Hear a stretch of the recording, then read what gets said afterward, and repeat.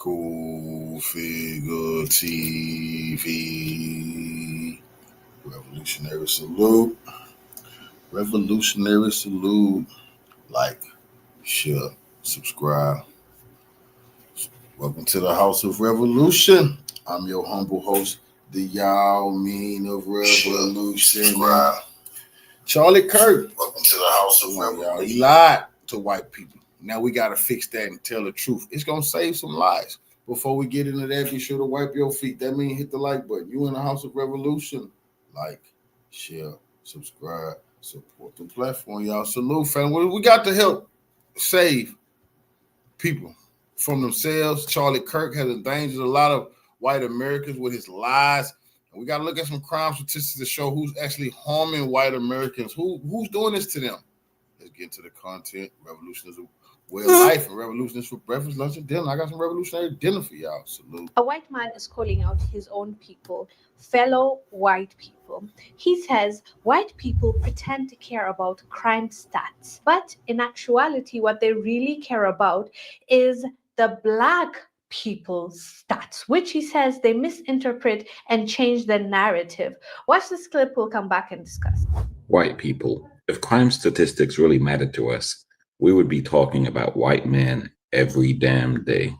We as white people love to throw around statistics when it comes to the black community. We love to misconstrue data about poverty rates, crime rates, single parent households. Here's the thing. If you really want to talk about problematic behavior in terms of statistics, we need to talk about white men. He calls it selective storytelling, which I agree with. There are so many stories we've covered on this channel. There's a story that happens, there's an incident, and the way white people will present it and talk about it and describe it versus what the actual fact, what the truth is and how it actually happened is totally different, because they always tell their stories from their own point of view or to their advantage, what they want the world to hear or to see. Basically, changing the narrative. Whatever fits their narrative is what's going to be told as the truth in their mainstream media, in their social media, as well as in their own social groups. But this man did not only talk about or address what they do when it comes to changing the narrative and storytelling and only caring about stats when it benefits them, or tweaking it here and there to make it sound like what they're saying is valid and it justifies what happens after the fact. Watch what he says about what the white people hide in stats. Most mass shootings in America, white men. School shootings, white men. Intimate partner violence, typically known as domestic violence, white men. Police brutality and systemic violence, white men. Online harassment and extremism, white men. Domestic terrorism, white men. Serial killers, white men. The demographic making up the vast majority of CEOs, judges, senators, and police chiefs who refuse to hold white men responsible, white men. Where was Charlie? Why didn't Charlie tell the truth to his people? Now, if this stuff is true, and it is, that means every time Charlie went out there and told that lie and slandered black people, he was endangering white people. That's disgusting. Every time he went and race baited and hustled white people, he endangered their lives, not telling them that 7 times out of 10, all crimes committed in their lifetime will be committed by white people. Every now and then, they'll run across some black people, a crime will happen, but the whites will magnify that like they've been doing for back in the day, getting us lynched. They magnify that every once in a while, and they don't look at 7 out of 10 times, they're doing all of the crimes, not only to each other, but all over the goddamn place. And yet us white men are really talked about as being a problem. He mentioned all of those stats that a lot of white people don't like to discuss, because it shows that predominantly it's the white man that commits that crime, right? Some of the things that he mentioned are domestic violence, serial killers, online harassment, mass shooting, police brutality, as well as humanizing. No. Every crime, I've said this before, and some Caucasians got upset. when we was talking about crimes.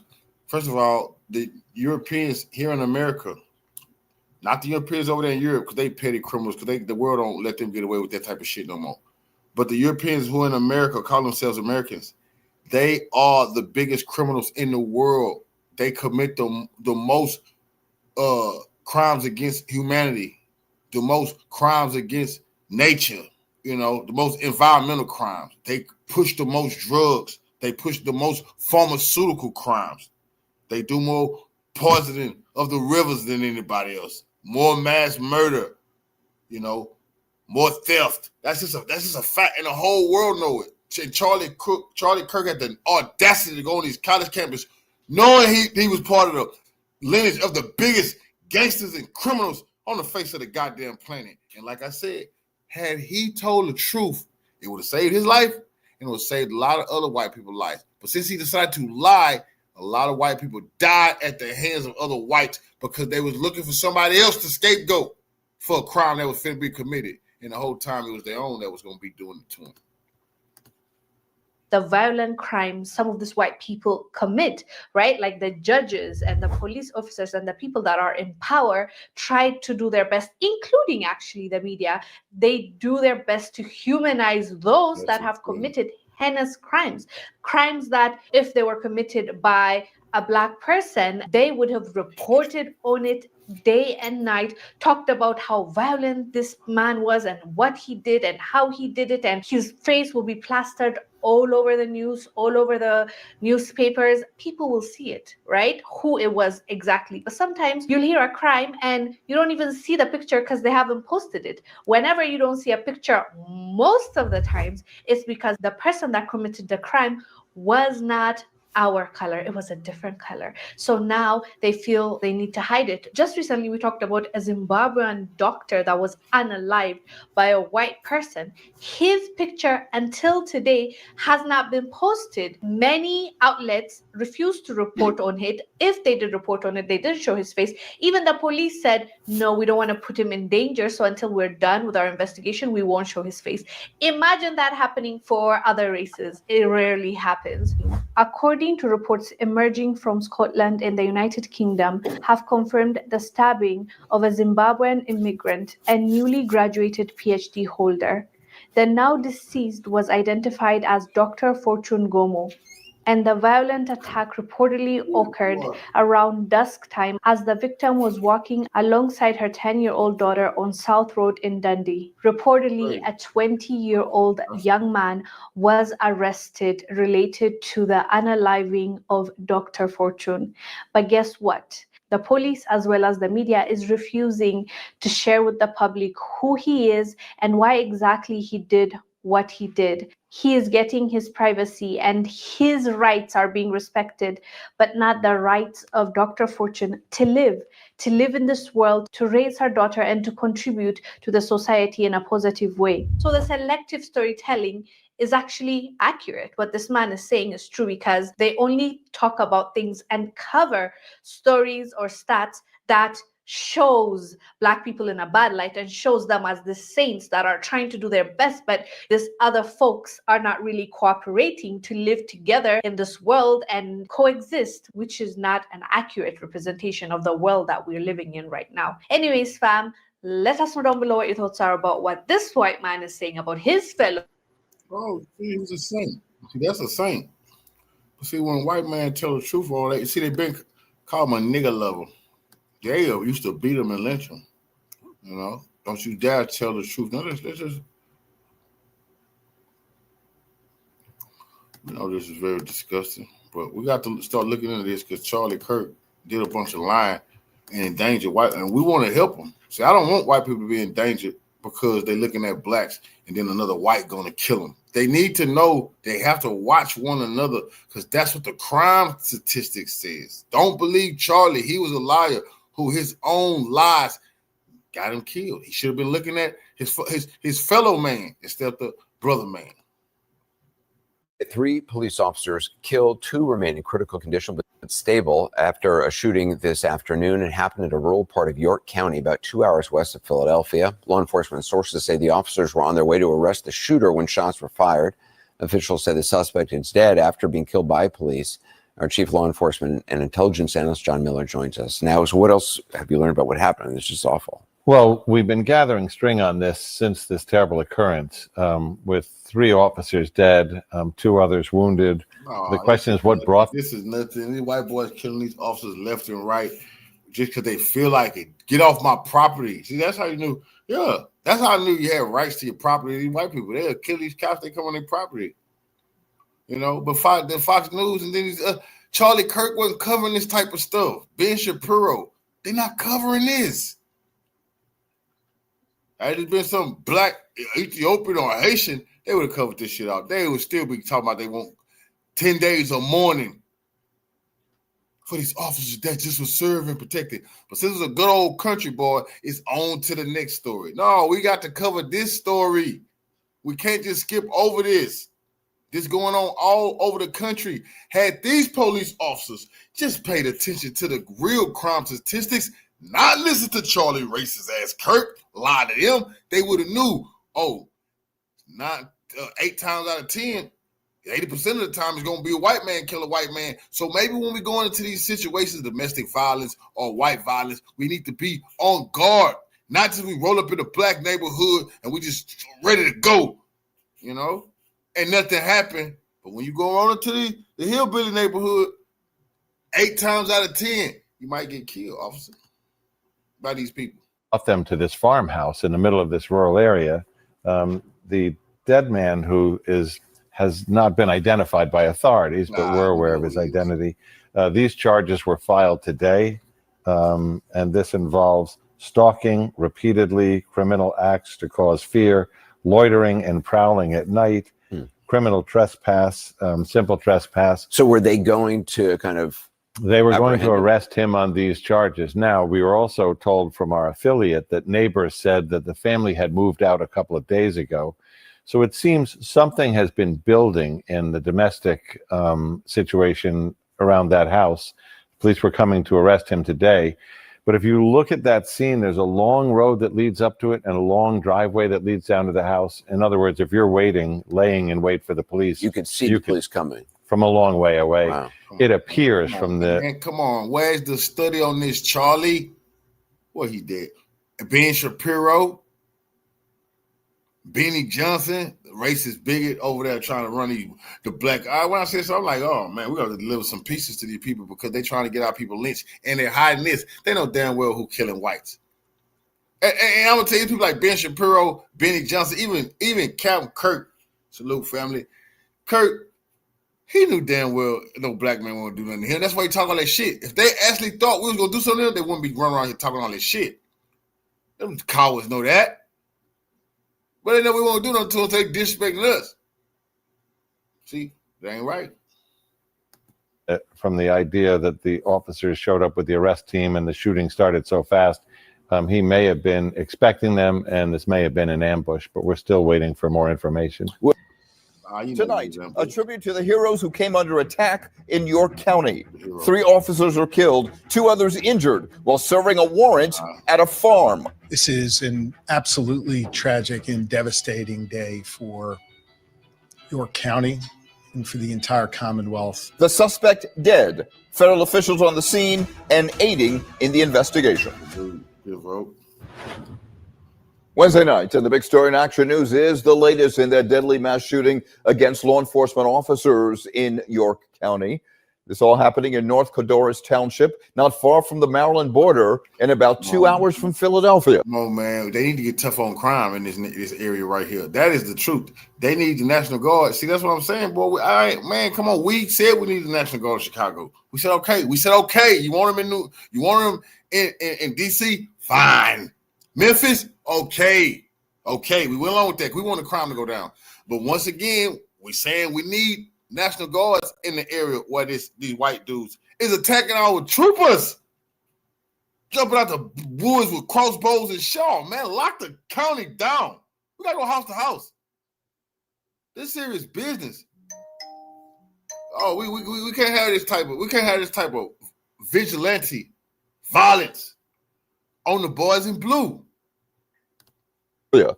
Action News' Walter Perez has been following the story and is live near the scene where the violence unfolded. Yeah. Walter. Haha.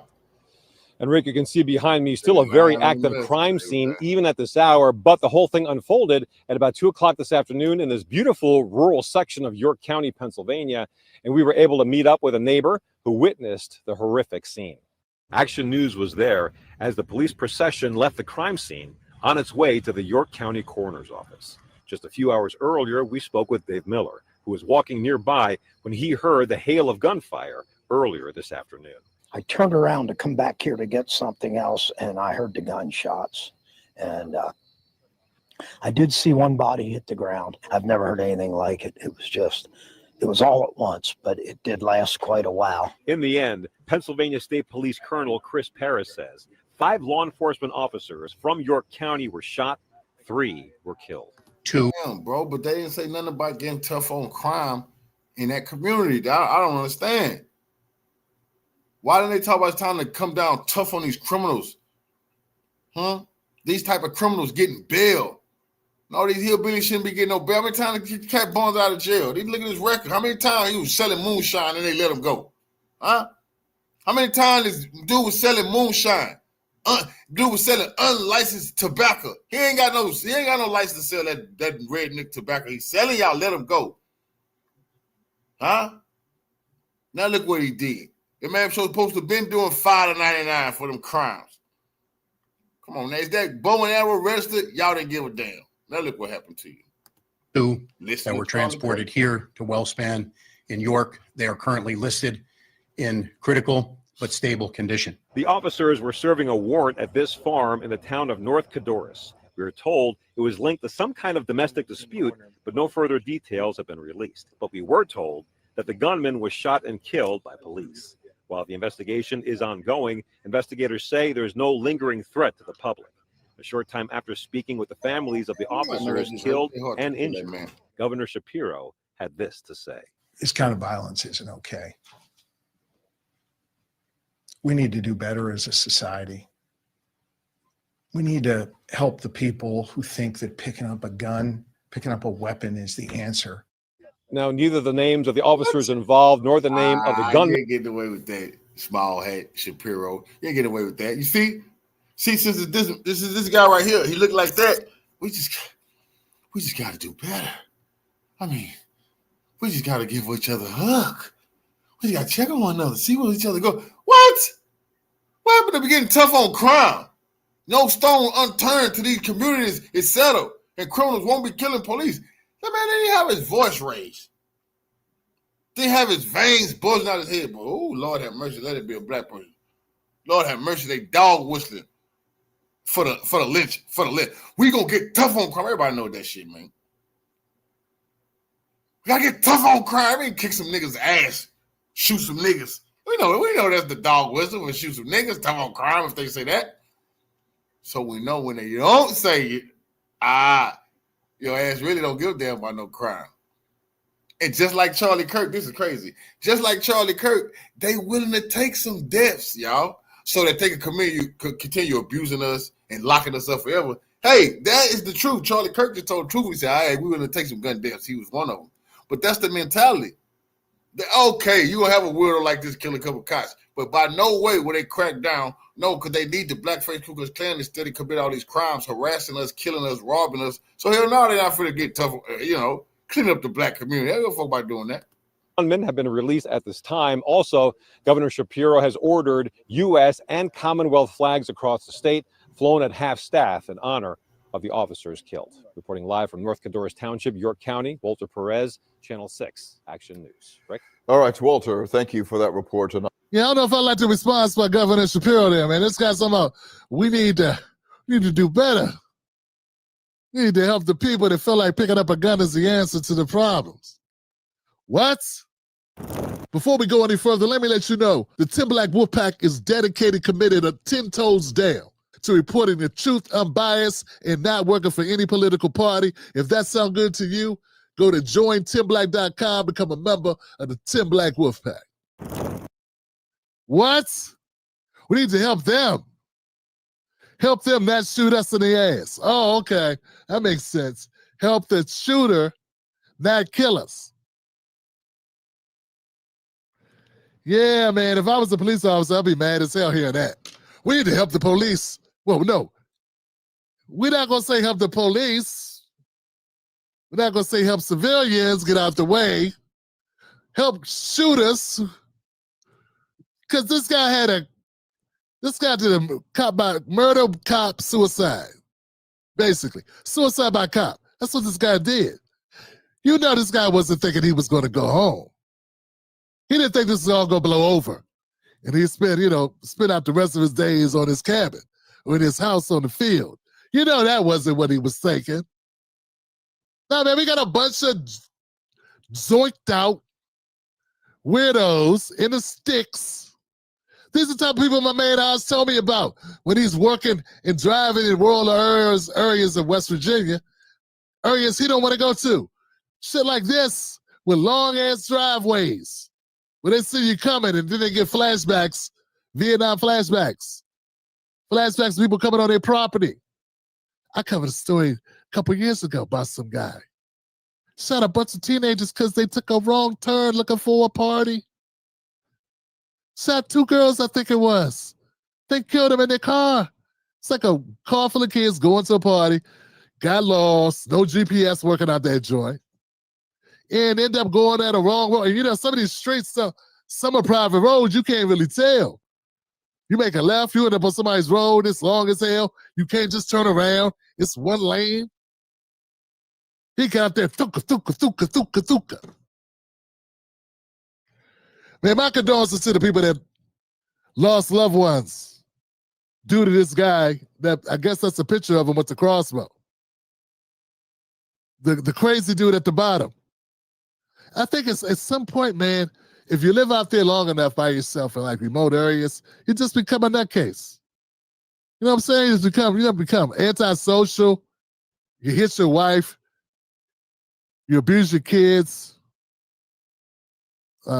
You watch prawn all day, and you just, I don't know, you get mad, you get antisocial, psychotic, and then and you was willing to kill, you know. You just shoot guns all day. And then one day, you get an opportunity for a real-life situation where you get to shoot your guns at people. And then you do. But I got to say this because if I didn't say it, I wouldn't be Tim Black. And I mean this with all earnesty and sincerity. Nick Fuentes, Charlie Kirk people, MAGA, what you gonna do about this white-on-white crime? This white-on-white crime is out of control. See, that's why I dropped the video on Nick Fuentes earlier. Y'all who didn't go see that, go check the video I did on Nick earlier because I found out Nick was Italian. So we're not gonna let an Italian talk about black culture. We're gonna give Nick some attention. You talking about black culture and you part of the Italian culture of the Cosa Nostra or the Catholic clergy? You pick one. So I would love to talk to somebody that come from the Italian culture and they disrespecting black culture. Because we're gonna talk about those Italian gangsters and all the murder and mayhem they've been committing in America. And when I get through weighing your ass out about the culture of the Italians with that and how they sided with Hitler, then we could talk about why is the pedophilia so high amongst the Catholics, which the Italians are. Mr. Nick Fuentes don't want to talk about that. He want to talk about blacks. Oh, white-on-white crime. God, it's so bad. It's a scourge on our society. How will we deal with this? We need to have meetings. You know what? Y'all need to listen to me, white America. Listen, let me tell you what you need to do with your families. It's a way you got to handle your senile crazy people. We need to have this conversation about how to deal in problem resolution, different ways to de-escalate. You don't get along with you think anybody in his family? They can't get along with each other. You got to know the history of these warriors, these barbarians. They've been warring with each other forever. Before they ever came across us, they was killing each other and warring with each other. They never. If you could open up a history book and find 1 year where the Europeans was at peace, boy, I'll give you $100. Just email it to me. You'll get $100. Prove me wrong. Make a video, and you get $100 from me. That's on everything. You show me 1 year where the Europeans have not been warring with each other. Oh, Cultfigga gonna give you $100. That's the $100 challenge. But since I know the history, you ain't getting shit. You owe me money, wasting my motherfucking time. I'm gonna charge you. Because they have never in their existence had any time of peace. That's why it's a shame that they even pretend like they would ever want peace. All they fucking do is war, war, war. Nothing but fucking war. And don't you ever forget, these people over here are Europeans. So you got to throw these individuals in the pot too. And America don't seem like they. Come on. These people, they looking for a fight right now.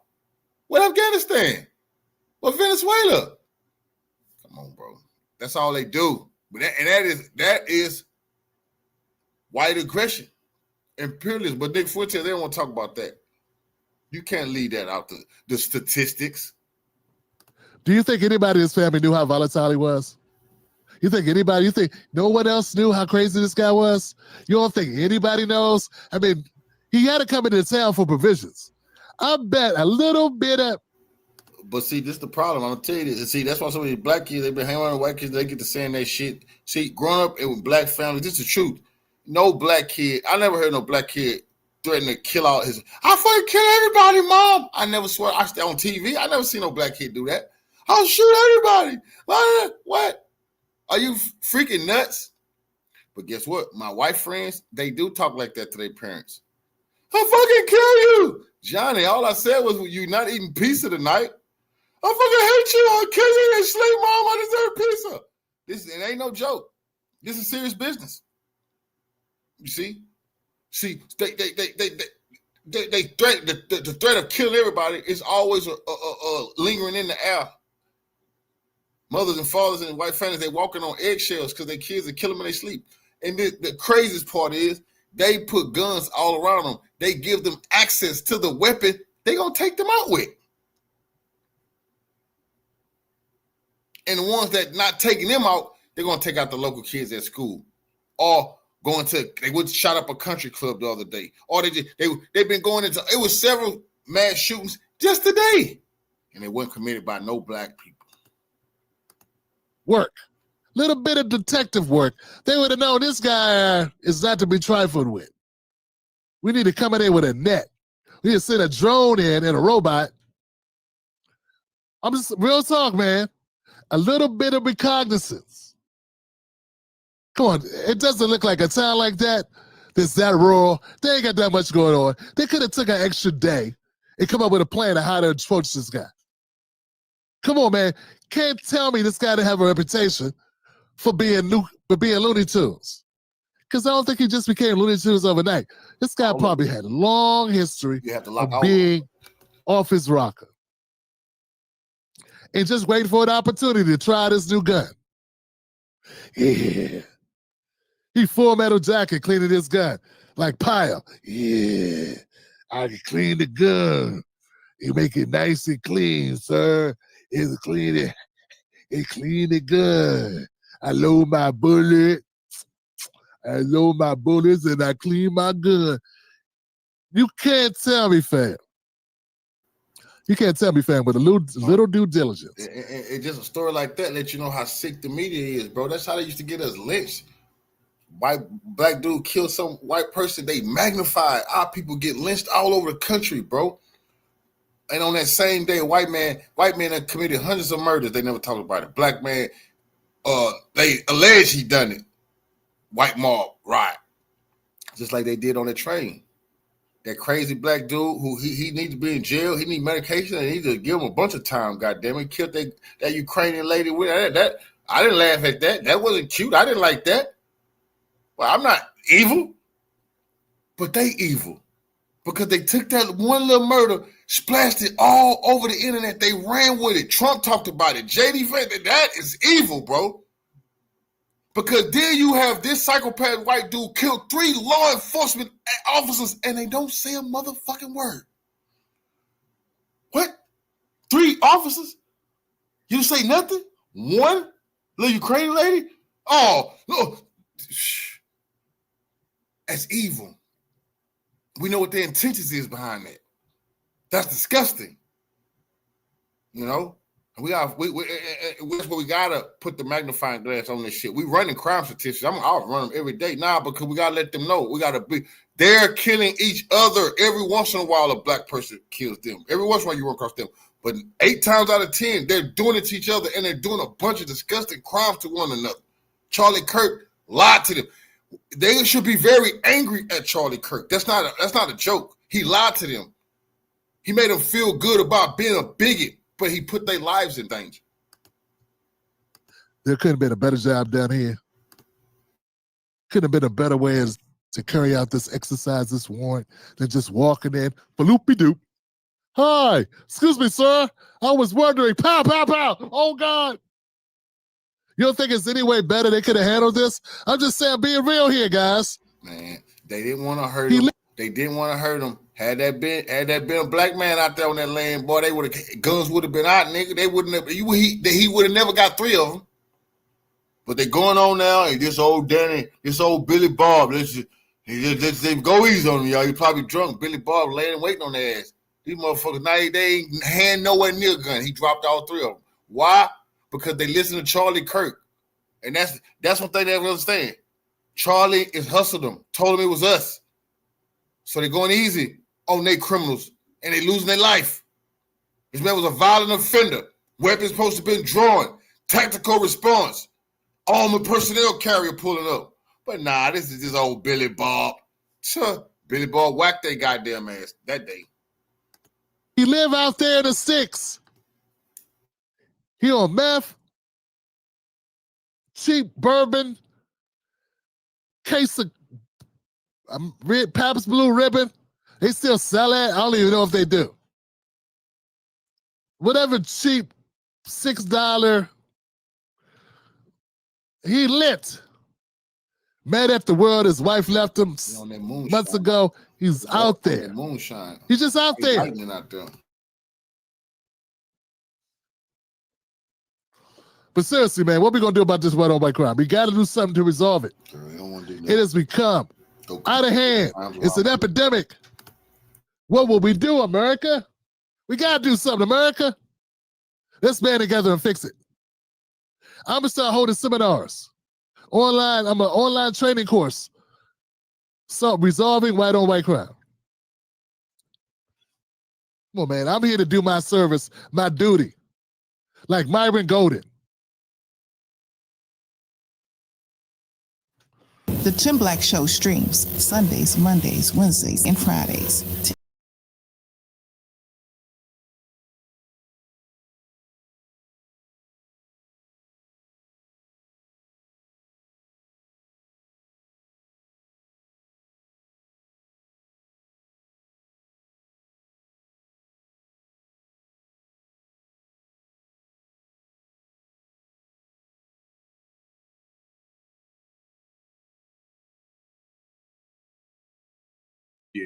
Anybody who would like to support the channel, the link to my book, The N-Word is No Secret in the Service, is in the description of every video. We also have the Runaway Slave store, link in the description. Go grab yourself a souvenir or something like that. Let's cook. My name is Nick, and I'm going to be the next school shooter of 2018. My goal is at least 20 people with an AR-15 and a couple tracer rounds. I think I can get done. Location is... This is what Charlie Kirk should have had his security team looking for. Eyes on individuals look like this. If he went on a college campus and was talking about these individuals, it would have saved his life and it would have saved America's life from the curse that they under. The white Americans and black people fall a victim to it too. Why? Because like I told you, when they're not mass assassinate one another, then they are running up in our churches, killing our people, going up in these grocery stores, hanging us on these college campus, catching brothers jogging down the road, lynched them. All they had a race soldiers with the badge, kicking in doors, killing queens in their sleep, killing brothers as they sleep on their couch, killing 13-year-old boys as they play at the park with guns. You see, this is the problem. And Charlie Kirk lied to America, put their lives in jeopardy, and we got to help them by reminding them it's not us. It's always been you who 8 times out of 10 was going to do violence to one another. Douglas in Parkland, Florida. It's going to be a big event. And when you see me on the news, you'll all know who I am. You're all going to die. And you're talking about demons. What are the demons? The voices. Tell me about it. What are the voices about? It's another voice, the evil side. Okay. How long has that voice been going on? Years. Okay. When did it start, you think? When your mom passed? It started worse when my mom passed. The interrogator is quite doubtful of the voices even being real. Personally, I think you're using the demon as an excuse. I'm not. I promise. You could have stopped the demon by getting a prescription for marijuana. You could have stopped the demon by getting a prescription for Xanax. You could have stopped the demon by illegally doing marijuana. You see, and this is the problem. You see, they trying to act like, nah, motherfucker. A lot of y'all is clinically insane, you know, and need to be locked up in mental institutions. I don't want y'all put to sleep. Nah. Who am I? Y'all need to be mentally institutionalized, bro. A lot of them. Absolutely correct. That's serious business, man. Walking around society, we never know when they just gonna gun us down. Every fucking time you going into Walmart and all that, why you playing Russian roulette? I know y'all don't care, y'all, because y'all just gotta go on with y'all day. Life is too hard. But you have, anytime you go into any place where there's lots of people, life is a danger. Because these motherfuckers, you're in a movie theater, Russian roulette. You're going to a place to get something to eat. There's a lot of people in there, Russian roulette. And it happened not because of black gang bangers. That's a fact. They not scared of no motherfucking gang bangers. They should be ashamed of themselves.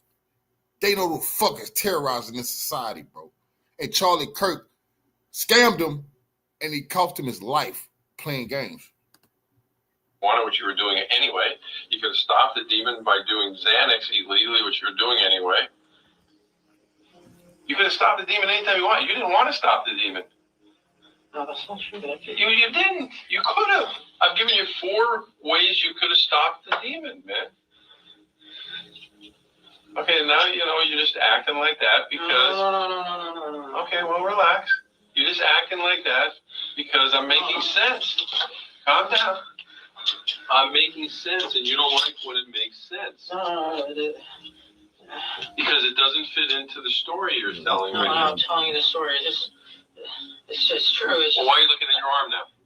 I'm trying to These people relate to him.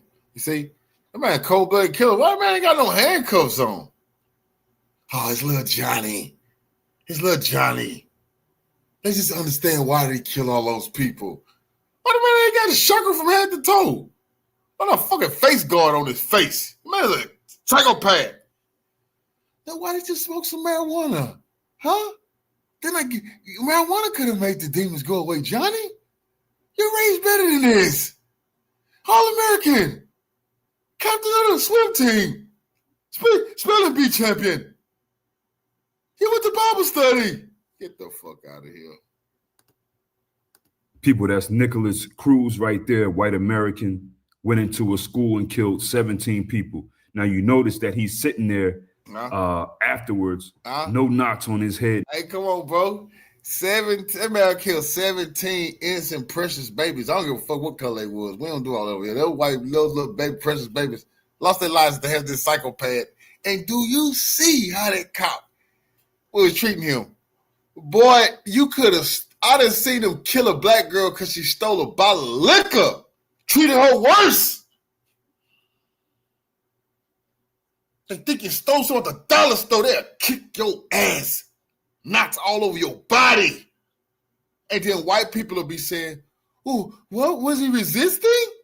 This man killed 17 motherfucking people, don't have no cuffs on, no nothing. Calm down, I'm getting anxiety. No, don't get anxiety, buddy, calm down. That's disgusting, bro. But this is a fucking society we live in. And they wonder what's the problem. They the fucking problem. No black eyes, no cuffs on his hands. That's what whiteness does. That's what you call racism, white supremacy, Satanism. White people do not care about kids. This is why he's able to sit there and do that. And these guys will continue their violent streaks. They are inspired by guys like Nicholas Cruz and various others who go into schools. White American men, young, old, this thing going and hurting children in schools.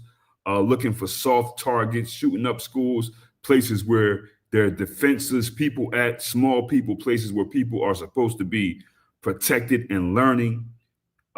This is what these guys do. This is as American as apple pie and baseball. Very violent horror stories in real life. These are violent. But that ain't what Charlie Kirk was preaching. The gospel of lies. The gospel of slandering black people. When the statistics will show, and we're going to get into the numbers now. We're going to crush the numbers. The statistics show all they had to do is watch out for one another and they will live longer. They will catch the criminal if they just kept their eyes on one another. But ain't no money in doing that. They don't. No white people feel good when you tell the truth that it's them that's gonna commit the rape, the murder, the incest, the pedophilia. It's them. You not nobody. They not gonna watch your podcast if you telling them that truth. You put a black face onto it, ching ching. That's when you can make some money, even if their life in danger. It just feel good to them to hear it's the blacks that's committing the mythological crimes. We could not crimes, but not to them on a large scale. That's all a lie. And you know what's so fucked up? They know it's a lie. These people are going, like I said, it's counties, it's places where Utah, it's barely any blacks. It's places, it's barely any blacks. And they doing they chopping people bodies up, meth getting dealt, they killing, burglarizing going on, domestic violence, bunch of shooting, and no black people to put the crime on. So what about Chicago? Bitch, what about Nebraska? Some of them farm towns, some farm cities in Nebraska where no black people is at. Colorado where no black people is at. Crime at an all-time high. But they didn't want to talk about that. That's why they under this fucking curse. And that's why old Captain Kirk, that fucking liar, the American hero, that liar and scammer, he died scamming. The scam came back to bite him in the motherfucking ass. Guys, due to the sickness in their hearts, they're very hooked on doing things like this. Now we can go on and on, name after name, Mayo monster after Mayo monster, but this is still going on to this day. It has not stopped. This happens every month, people. They may not follow their plan out, but they at least threaten to do this every month.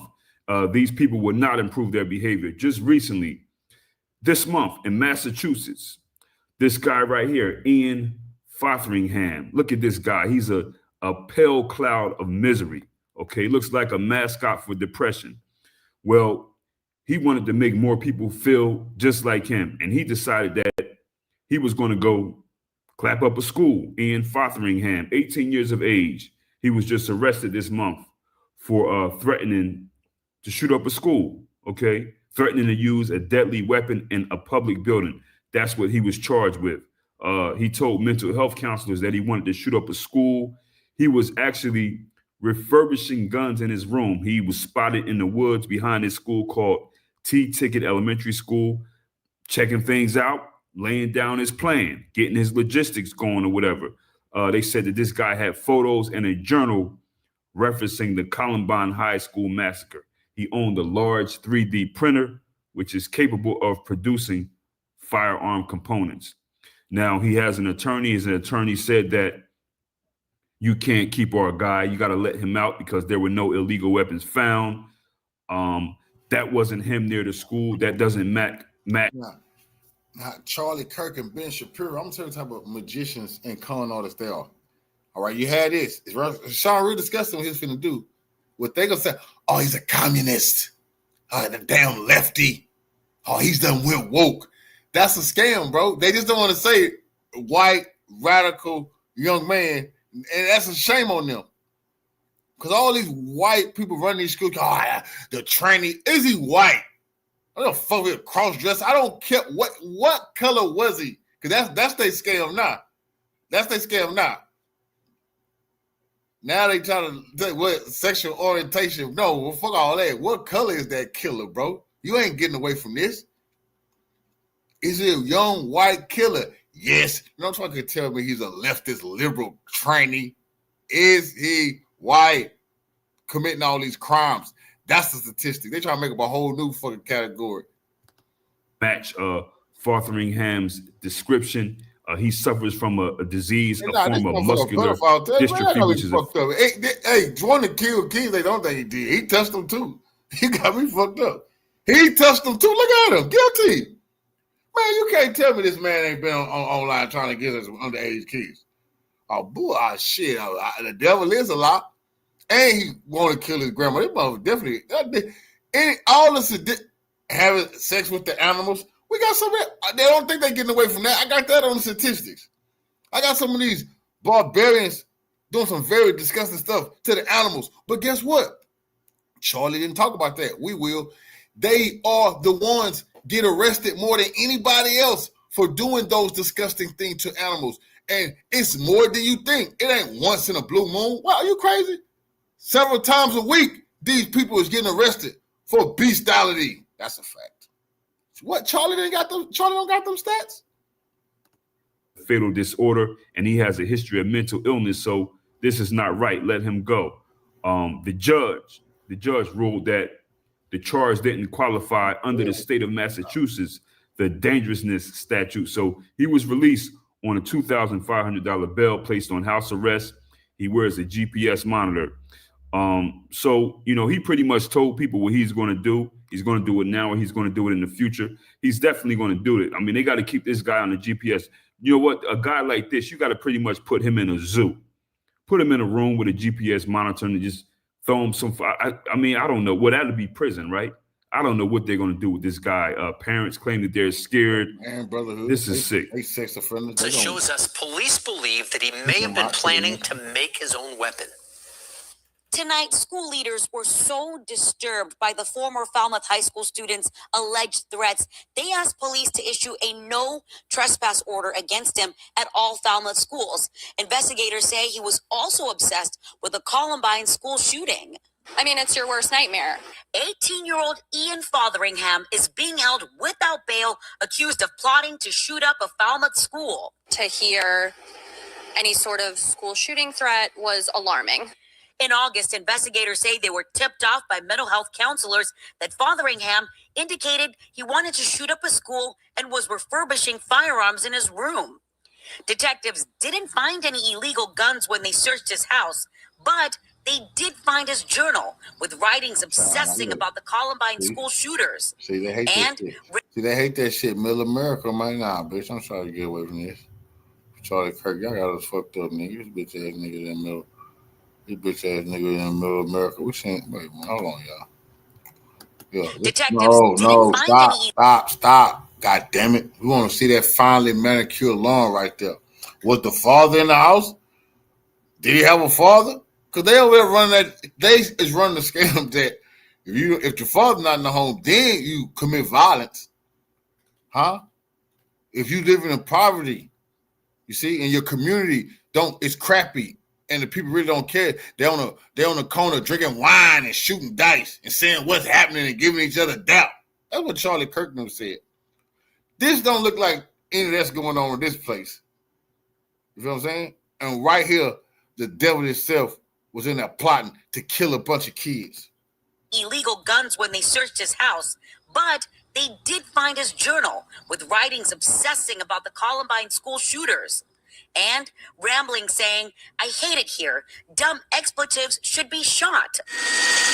Then in early September, school monitors told police they spotted the 18-year-old walking by a playground at T-Ticket Elementary, casing the school. We actually never were told that it was our children's school. Man, what a fucking loser, bro. 18, that bitch, you probably, man, boy, you want to do it. Hey, loser. Loser, can't get that. And that's what I'm sick of. They can't get no women. Now they want to kill everybody. Oh, man. Well, they wouldn't do all that when I grew up, nigga. We kick them in their ass. They just cry, go home. When they come back with the AR-15. Little pimple face punk. Yeah, you know woman wants you. Hell wrong with you. Look, man, you crazy. Charlie, you ain't getting away with this. We got to put in this type of bullshit in America. This is what's plaguing America. It is tens of millions of little pimple-faced punks like that run around here, hormones raging, can't get a date.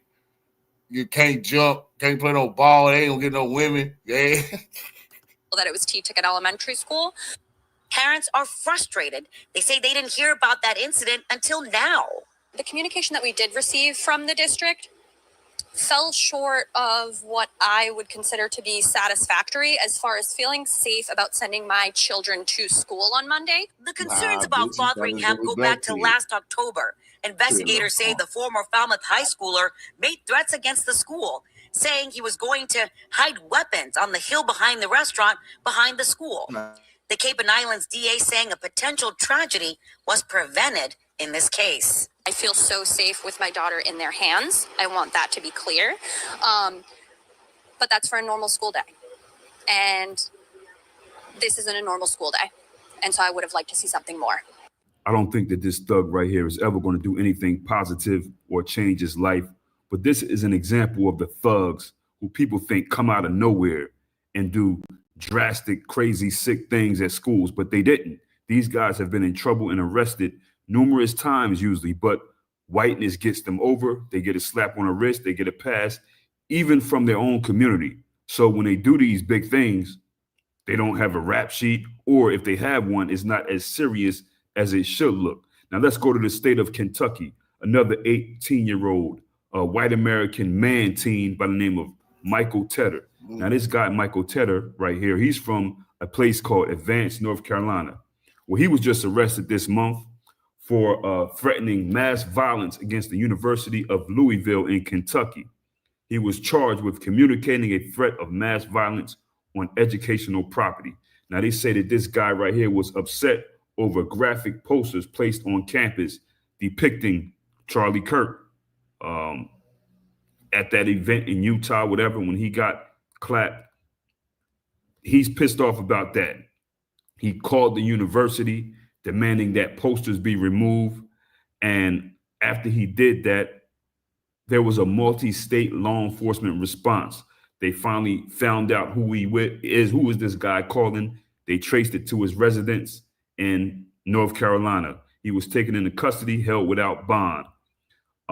Something about these posters, they're like pictures of this guy, Charlie Kirk, with a bullet wound and a caption saying, "Debate this." The university removed the posters and launched an internal investigation. They don't know much, or they're not saying much about whether this guy actually had all the weapons to do what he said that he wanted to do, or if he had a detailed planned attack. But whatever, he was pissed off about the Charlie Kirk situation, and he wanted to respond with violence. Now, here's the deal with these guys. These guys will all go home soon. They'll be okay. There will be no outrage, even with knowing that these people wanted to primarily harm white people or white children. These motherfuckers is who they trying to get to spring into action. All these bloggers, even Trump, even J.D. Vance, Tim Pool, Benny Johnson, Ben Shapiro, Megyn Kelly, they talking that shit. Fox News, there's somebody, this is war now. None of them was gonna do nothing. They was all just waiting. They checking their computers, waiting on this guy to go into any place blacks, all the left is at, and kill a bunch of people. Children. But they would love for him to go into a church or go somewhere blacks at, because even though we didn't do it to Charlie, we the ones they want punished. You know? So that's what they trying to incite. One of these cats to throw their life away, harming us. White community doesn't care about that. There will be no vigilante justice against them. Nobody's going to run down on them like, you know, what happens in our neighborhoods when somebody does something. If the cops don't get them, for whatever it may be, it may even be grounded in negativity. They might get, you know, there's a threat on your life. These people don't worry about that. That's why you have guys who can so-called do things like shoot at the president or shoot at the person that was going to be the president down in Florida. Where's that guy at? Ain't nobody push him yet. You know what I'm saying? But that's what goes on. This is another sign that these people just want to be racist. And hopefully, man, these people keep this thing, keep them in your, you know what? I don't want this to happen to any innocent human being. You know what I'm saying?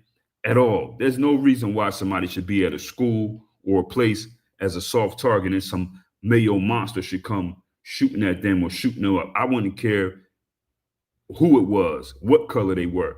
That shouldn't go down.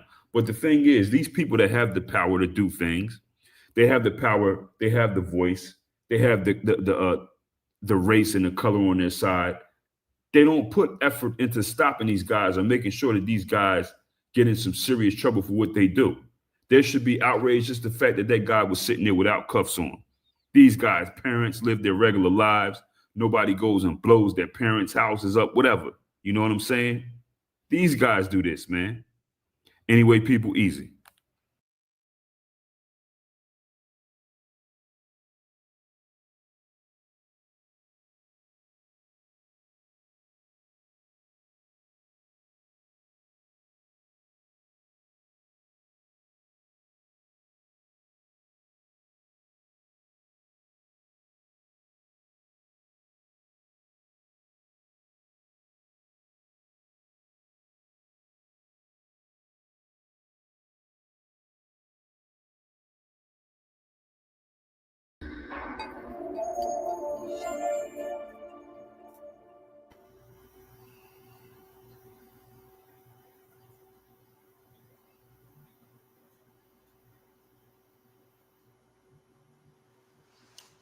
Peace, peace, peace. This your brother Monroe Jr. And I came across this report. Now, if you listen to this little brother speak on this, but I've been spoke on this and I've been running across this story has been out for a long time. These type of stories. Well, not only are these violent extremist white guys committing crimes as white guys, but then they're also getting into their black mask and have been caught with black mask on, pretending to be a black guy and committing a lot of crimes. A lot of suspect descriptions, black male, all that. It really was white male. You see? Report about white men wearing black faces and these hyper-realistic masks, right? And there are actual reports of white men committing crimes with these black masks on. And I'm going to show a video of the hyper-realistic blackface mask. And I believe a lot of the crimes were committed in Chicago, and a lot of the stuff was going on in LA. It's committed with these on. This how the cops get the gang violence going when peace alerts going on and brothers trying to raise their families and peace treaties that went on. Then all they got to do is get in there, put on a bandana, or ride by, holler hoods and shoot, kill people, and it's on again. And then they laughing, going to the bar on drugs, cops laughing because they already know it's up now. And look how real. And remember, it looks. they're not above that. The FBI that was doing that with the Nation of Islam and Fred Hampton, writing lies back, trying to start wars between them, writing lies, trying to promote the violence, trying to get the revolutionaries to go to war, trying to get the revolutionaries to go to war with Jeff Fort, trying to get Jeff Fort and Fred Hampton to bump heads when they were trying to bring peace. They're trying to get the Nation of Islam to get in and fight. They were, but they're not above this, bro. It's all them. Look, I'll be back with you here in a few. See, look at this. This is a white man. This is disgusting, bro. That ain't no black dude. It's a white man. But if that dude go commit a crime, they gonna say black man did it.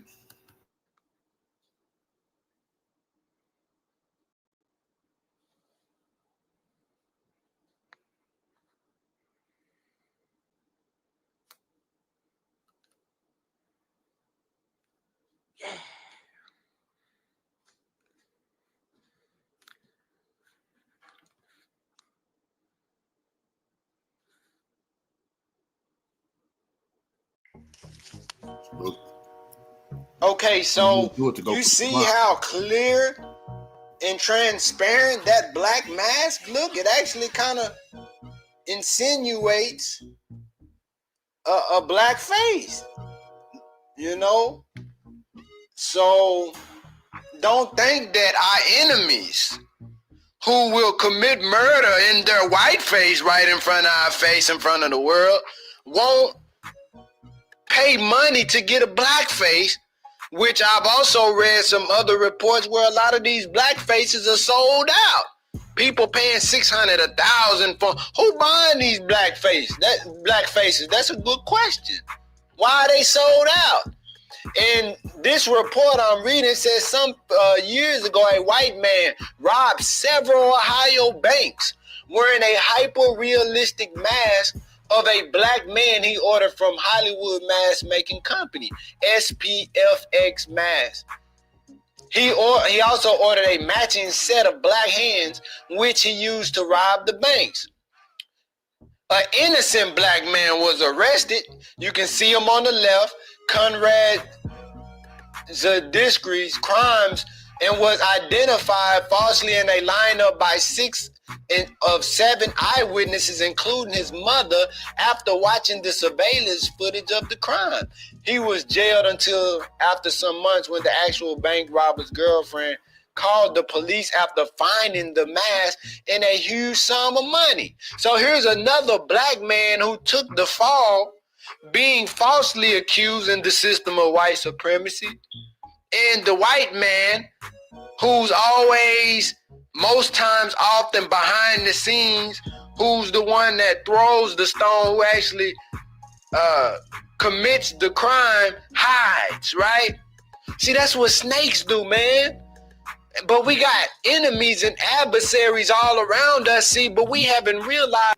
So you can't ask Captain Kirk, because he's gone with his line behind. So the rest of those scammers, we want to ask them who's throwing around crime statistics in the black community. We want to let them know not only are they the ones committing the most crimes, but they're committing crimes to pretend like they're the black man. Why they're committing the crimes? That's low down and dirty. Not only are you the criminal who's committing the crime, you want the world to think it's the black man committing the crime. Then you go out and tell the whole world how we just can't stop committing all these crimes when the whole time it was your no good behind it. That we're among a different kind of snake, right? Full of venom. You can't trust your enemies, man. Scientists have found that these masks are so convincing they fooled 99% of the people used in research. Dr. Rob Jenkins from the Department of Psychology at York University said the sample people were very bad at spotting people wearing one of these hyper-realistic masks in photographs and in real life. He added that the easy ways of spotting people wearing the mask include the use of thermal detectors to gauge the temperature of someone's face, which will be different with a mask on. The mask can make it difficult for the wearer to form certain words. They supposed to whoop him morning, noon, and night, nigga. And any woods ride with him, they get it too, bro. For that, I was on a pen with him, just knowing, oh, bitch, you act like you a man. Black people locked up for shit you did. You laughing, you thinking it's cute, and you a racist bitch. That's why you doing it. You thinking it's a joke.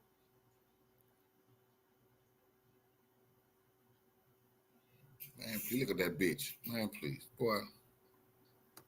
Yeah.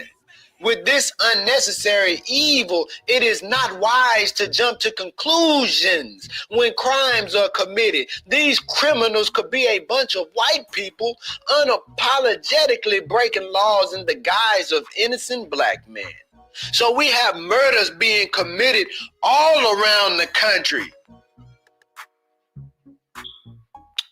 Could it be that a lot of these murders, where there are no suspects, where there are no people being arrested, could it be the fact they doing this in Chicago, they doing this in LA, they doing it in other black cities? They're the ones when the violence stopped and OGs actually bringing the violence down. Next thing you know, a murder happened. Nobody know. I done seen this shit firsthand. I swear, nigga, don't nobody know who did that. Nobody know who did it. Shit, I know I'm supposed to know. How the fuck I don't know who did that? Now you deep in it. That's when you know who did it. It's the police. That's a fact. I firsthand have been through some bullshit like that. Like, no, come on, man. Nigga, none of y'all know who did it. Come on, man. The killer's in here. Now, y'all supposed to be the killer. You supposed to know who did it. The police did it, bro. Possibility. That's serious business. Huh? That it could be these white people who are documented using black faces to commit crime. They did it. Starting shit in our hoods, in our neighborhoods. So I would just say, before we play the blame game in Chicago, let us know that we have adversaries. Just like how they put the bait Nike trucks in front of our young brothers in the hood playing basketball. You know they poor. You know they like the nicer things of life. Why would you try to bait them in like that, man? That's wicked, right? You know they poor. That's wicked. Hungry. Barely getting by. And you won't put a big truck full of Nikes there. Just like Boyce Watkins was talking about how a lot of our young people find guns, boxes full of guns in alleys. What's your motive for leaving those guns there? Huh? We have real enemies. We don't bring the big time drug distribution bundles in. Come on now, we're not the gun manufacturers. Our young people are not legally going to these gun shops, getting these guns. How is all this in our communities, man? It's not by coincidence, it's by design. Huh? The genocidal plot of an entire people chemically killing us. Huh? Through the food, through the water. Flint, Michigan, prime example. They're coming at us from all angles. Huh? So I was reading this report, man. I said, man, let me do a quick video about this, man. This ain't just some conspiracy theory. This is documented actual fact of these wicked people. You know, if they'll kill us on camera with their white faces, hell, if they find a way to be they punkish selves and hide behind something, that they'll do that. You know what I'm saying? So just know we got real adversaries out here, man. This is no game, family. This is no joke. So before we're quick to play the blame game and blame it on the black man, just know that it could be our enemies. This your brother Monroe Jr. I'm signing off.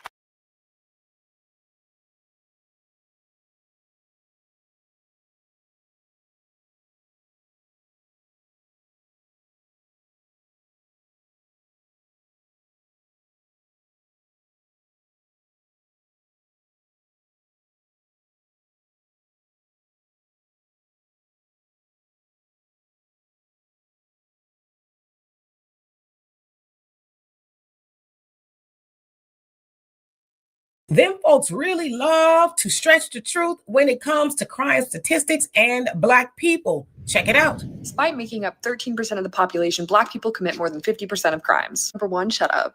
Number two, the statistic is racist. And number three, I'm going to explain why to other white people who are stupid to not understand what this means. Number one, Black communities are heavily over-policed, meaning they are more likely to be targeted by police officers than people who are, say, white. The second reason, white people have more connections to police officers around the country, meaning that if they are arrested, it's easier for them to get off and have nothing on their record. The third reason is that if you don't know this, the CIA actually did introduce drugs to low-income Black areas. Not to mention, the first police department in America was designed to be a, quote, slave patrol to bring an enslaved person back to that plantation. So if you have any critical thinking skills at all, you would understand it's not that Black people commit more crimes. It is that they are arrested, prosecuted, and treated inhumanely to the point that they are vastly overrepresented in our prison system. So as you saw and heard, there's a white woman basically breaking on down to the nitty gritty as to why we are overly represented in regards to crime statistics. She basically said it's racist.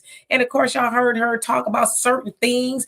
And I love how she talked about the crack epidemic in regards to the CIA planting it in the Black community. Now, that was supposed to completely dilapidate the Black community, which means destroy us, right? It did not. But unbeknownst to them, a lot of they folks got caught up in the crackademic.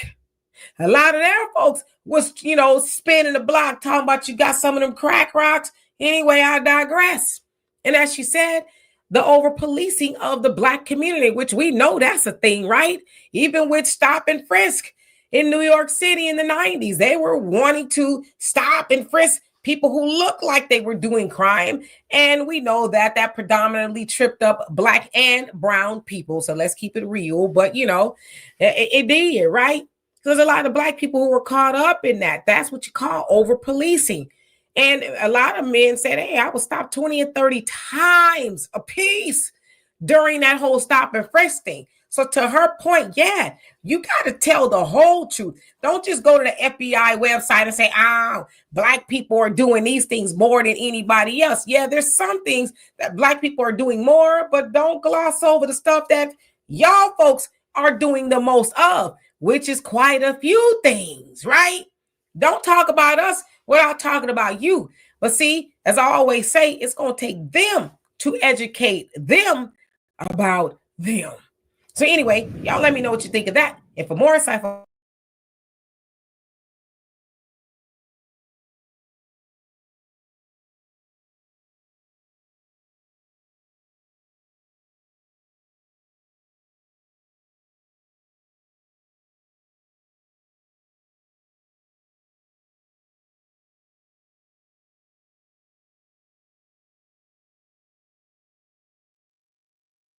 whenever people throw out that tired line, Black people are 13% of the population, but commit 50% of the deletions, they're not telling the truth. They're repeating a hashtag they probably heard from some podcast or talking head. But here's the problem. The FBI's 2019 report they love to quote isn't about convictions. It's about arrest. And an arrest does not mean guilt. But in conservative talking points, those arrests are treated as if every single one equals a conviction. That's dishonest. It's also weaponized, and it's used to smear Black men and paint an entire community as dangerous. So let's flip it. Let's use the same 2019 FBI arrest data, but let's apply it to white men. Let's see how the numbers sound when the shoe is on the other foot. In 2019, here's what the FBI's own arrest tables show. 69.8% of grape arrests were white. Almost 7 out of every 10 people arrested for grape were white. 65.8% of arrests for offenses against family and children were white. That means the majority of arrests in categories that involve harming your own family, neglecting your children, or endangering your household came from white people. 61.8% of aggravated assault arrests were white. The majority of violent attacks that get classified as aggravated assault weren't committed by Black people. They were white. 59.1% of all violent crime arrests overall were white. Come on, man. Come on. Listen. You think Charlie Kirk and them bastards don't know this? Yeah, they flip the stats, cook the books, and sell it because people really don't give a shit about the numbers. They just want you to put Black people's name to it, then they cheer, and then they love it. They love it. They love the days where you could just say disrespectful shit about Black people and get paid for, be a hero. And they did it again. They did it. He lost his life. Now they're trying to lionize him. But they made a big mistake because now we're going to bring out all the statistics proving he was a charlatan, a liar. He was a scammer. He finessed them. When they talk about how educated, why the man that had no numbers to stand on? He was a liar. But they didn't give a fuck about if it's the truth or not. Just throw Black people next to the shit and say it. And even prostitution and commercial vice, 50.9% of arrests were white.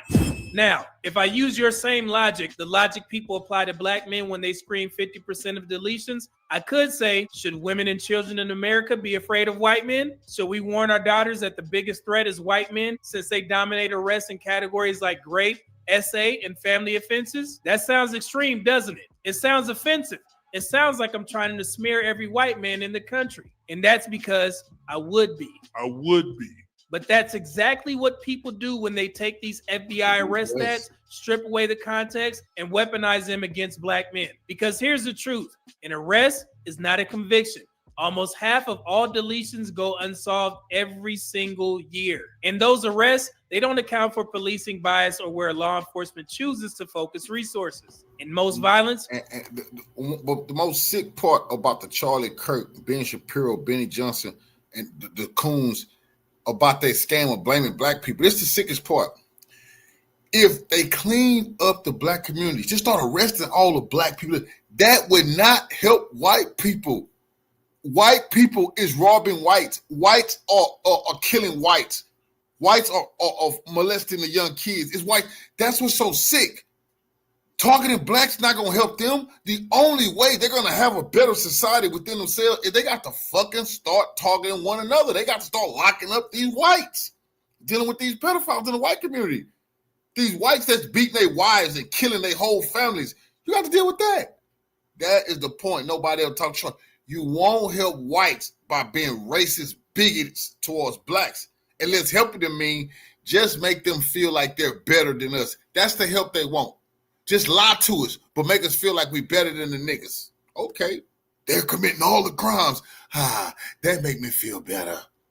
It's intraracial. That means white people overwhelmingly harm white victims, and black people overwhelmingly harm black victims. So when you pretend that arrests are the same thing as guilty verdicts, you're not just twisting the numbers, you're creating stereotypes. And those stereotypes have consequences, especially for black men. Let's flip that perspective to white men. Even if we took those same FBI arrest percentages where white men dominate categories like rape, SA, and family. That's why it's not good for black revolutionaries to constantly be talking about the white man, the white man, the white man. When every fucking day the blackface Ku Klux Klan is killing us in these neighborhoods. You're pulling a Charlie Kirk. That's a fact. I don't do that. Everybody know that. Fuck no. We're going to deal with the white supremacists. We got to deal with the blackface Ku Klux Klan because the statistics say they're going to be the ones who kill a black person.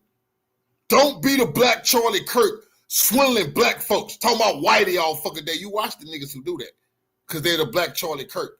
If they're not talking about the blackface Ku Klux Klan, who statistics will show they're going to be the ones breaking in your fucking house. They're going to be the ones pimping, and might be some pedophilia going around the black community. It's going to be the black face. We got to watch them. It's not going to do us no good just putting the white face on all of it and blaming whitey. That's what they're doing, and it's wrecking their fucking society. We can't do that shit, bro. We got to fucking tell the truth.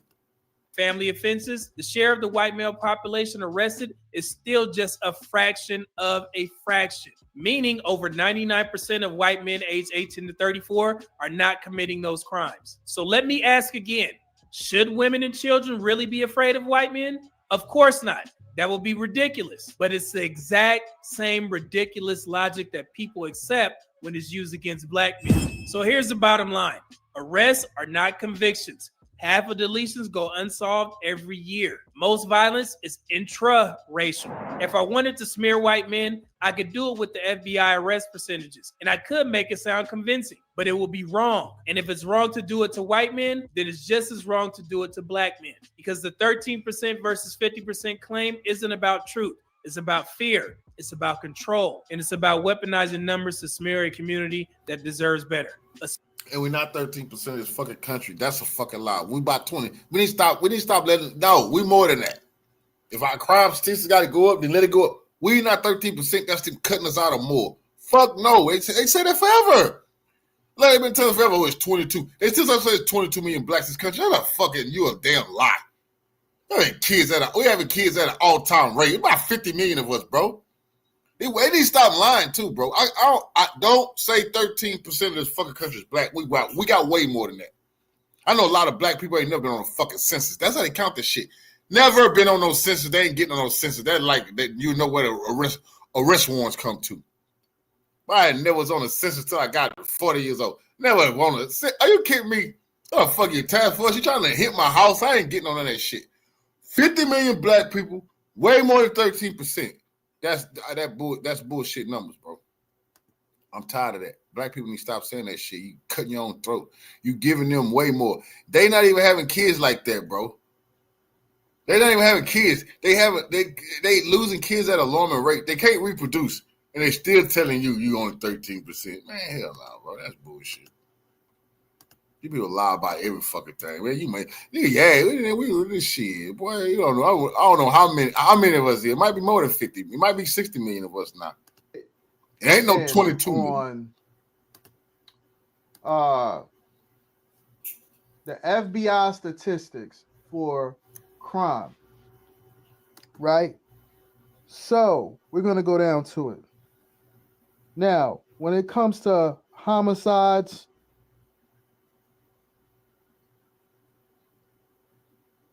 when it comes to homicides, 4,078 blacks were murdered, right? 3,000 blacks. So blacks was responsible for killing 4,078 blacks. Whites was responsible for 3,650 murders.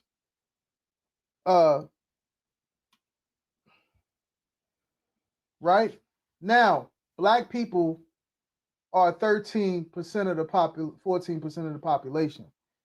What this means is that we murder each other at a rate as if a 10 times. This is so bad. This means that we kill each other at such a high rate, at these high rates, so where we murder each other more than the group that has the biggest population in America. So I want my people to understand that we're a small percentage and we kill each other at such high rates that we murder each other more than a group that's over us, populated. So what this means, if white people are 65, 70%, and we're 14%, correct? And we kill each other more than them, then that means we murder each other at rates that are, we're killing each other. You understand what I'm saying? So our murder rate, black on black crime, is horrible. It is devastating. It is catastrophic. And this shit should be stopped. Now, right? And that's just with black on black murdering. That's telling you how bad the gang violence is. That's telling you how bad the neighborhood beefs is. That's telling you how bad we take each other out. Now, with that being said, white people still accustomed for 3,650 murders in 2019. So this means that while white people could look at our murders and say, oh, y'all are horrible. Bitch, y'all got 3,650 murders yourself.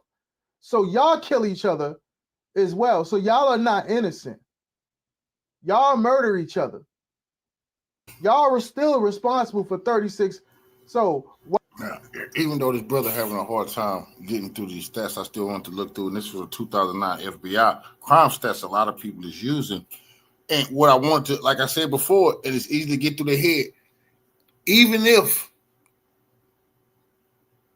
the whites say tough on crime. Okay, say the police come get tough on crime. I mean, lock all the blacks up.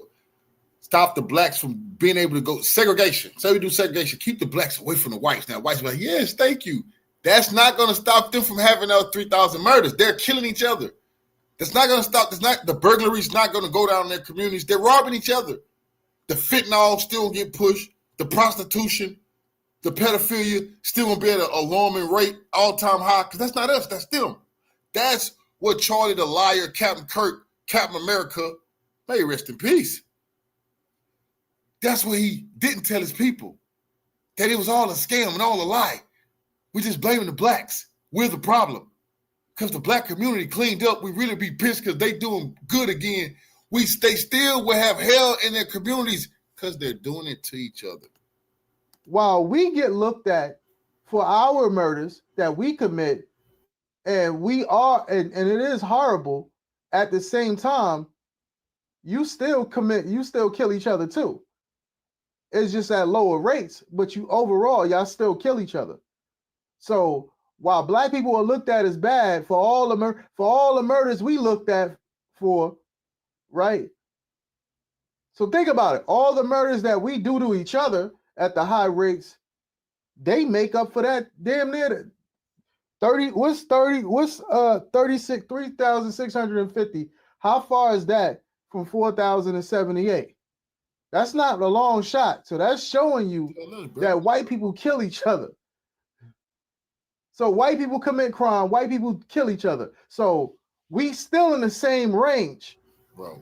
You know what I'm saying? Now, if it would have, you should know white people do all that because white people have their own fucking countries. They're trying to blame. They trying to blame the immigrants. Man, please, you just can't go. You don't listen to the lies. I've been in prison with white boys. They are committing some of the most heinous crimes you ever saw in their fucking life. Ain't no black people did that shit. If you just, they're gonna make us do documentaries and just let the whites tell their crimes. It will fucking horrify the white community because they're gonna see they no blackface. White man break into the house, rape everybody, kill everybody. That's not a black man. White man murder his whole family for insurance policy. That ain't no black man. White man put the whole community on pills and fentanyl. That ain't no black man. White boy go up in school, shoot everybody. That ain't no black man. These lies have to stop, or they're never gonna be. They're gonna have a cursed community. Because the myth of a black man doing it is a myth that's been going on since slavery far too long. Using a black man to make yourself feel better, that's bullshit. But now you're endangering your community with that scam. Would have said 2,000, then it would have been different, but 3,650? Hold on, let's do the correct math. So that's 428 murders. 428 murders. Right. Okay. Got the nerve to talk shit, and he an Italian. So 428 murders. That pedophilia was the difference between mafioso culture in 2019 between blacks and whites. Okay. All right. So while we look at black on black crime and say, God damn, that shit bad and it's horrible. It is bad. It's bad. We dealing with it. We got to deal with it. White people do this, kill each other too. You know what I'm saying? So like, no, as much as you want to bring up a big meat or we bring up some of our big time drug lords, they are the connects, they are the plugs. See, black dude can talk, man, bro, you're only in your arrogant head. They the fucking big gun runners. They make the guns. We got some black brothers, got probably some gun stores, salute to, but they got the gun stores. They make bullets. They the ones selling illegal guns.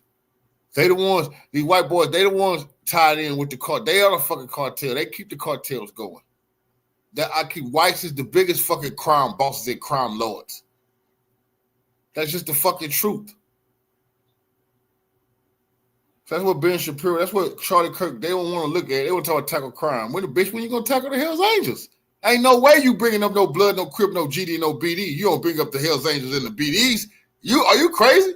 Bloods and Crips don't got shit on the fucking biker gangs. Don't got shit on the violence of the bikers, the weaponry of the bikers, the narcotics trafficking of the bikers, the hitmen that we not letting them get away with this bullshit. Cultfigga gonna bring it all to the fucking table. You crazy? Don't you dare bring up Chicago and they gangs, and you're not bringing up the outlaw motorcycle gangs. You fucking crazy. We through with that. We bringing them up. Only difference was a couple of hundred murders difference in 2019, but let's keep going. So while we murder each other more than whites, when it comes to rape, white people got 11,588. We got 4,457. So they rape we murder each other at a high rate, and they rape at a high rate. So I'm just saying, okay. Now, when it comes to robbery, right? Here we go. 29,677. When it comes to white people, 25,143. So we rob at high rates. They rob as well. So our murders is not too far. See, we already knew blacks was robbing each other at a high rate. That's the problem. That's plaguing our community in poverty. You know, but Ben Shapiro and Charlie Kirk, those 20-some thousand robberies, they get 20-some thousand. That ain't blacks. That's whites robbing people. You see, that's what you should talk to. They're only a few thousand off from the blacks and the whites. So I'm saying, if you clean up all of those black robbers, say you locked up every last black robber, you locked them up. What the fuck you gonna do about them 20-some thousand white robbers? Oh, those are communists. Those are leftists. Nah, they just white robbers. You see that? They try to fudge it, smear it, give it a communist. No, that's white. Far from each other. Our robberies are not too far. Absolutely. But once again, we're 13% of the population. And if it's coming from black men, then we got to say that's 6 to 7% of the population. So us black men are doing it, robbing and killing at such high rates. We're doing stuff to each other. Immigrants doing that up under VA too. They're just throwing them into the population of whites, but we're not. So this is bad on our part, right? But now we already knew that. See, that's not the point. Look at this. The point when it comes to burglary, if blacks is committing a lot of crimes, black people commit a lot of crimes. We need to lock them up. You know, prison reform, fuck all that. You ain't saying you guilty, you need to go to prison. That's why don't listen to people say I wouldn't wish prison on my worst enemy. These are people who want your neighborhoods terrorized, and they don't give a shit about their kids. They don't care about their grandma. Just think about that. I don't wish prison on my worst enemy. What the fuck happened to people who rob your community and rape them and pillage and plunder? You ain't killing them. Only suckers say shit like that. Yes, we want prison for people committing crimes. That's the right thing in a society. You see? But once again, Charlie Kirk and the race hustlers, they got to deal with these statistics. And after the death of Charlie, we're dealing with statistics now. We can't never let them build another fucking Charlie up ever again. All of them we got to smack them down with facts. You have a bunch of white criminals terrorizing white society. They can put up a few black people break into a white person's home, kill a white person, and then they want you to see when you have 20,000 murders in a white community. They want you to think black people killed them all. Oh hell no, black people probably killed a couple of hundred whites. No, white people killed tens of thousands of whites, and they need to understand that. A few black people raped a few white people. No, whites raped thousands of whites. So if the blacks are separated from the whites, white society have got to deal with, you have a nightmare on your hands. Charlie lied to you. You're in danger. Your people are doing horrific crimes to you. It's not the blacks. Right? Remind you, black people, we don't want to live around. They still, when it comes to burglary, 81,000 whites, 34,000 blacks. So white people are more likely to burglarize you than a black person. Come on, man. When they talking about homes getting broken into, they show some black kids on the news. The news is wrong for that. The news will show some black kids burglarized some white dude, shot him down. Didn't have black. That's what they get. Yeah, the judge let them loose. Yeah, America. This beating their chest. America need to get back to the good old days where we hang them high. Bitch, you're breaking into one another's home.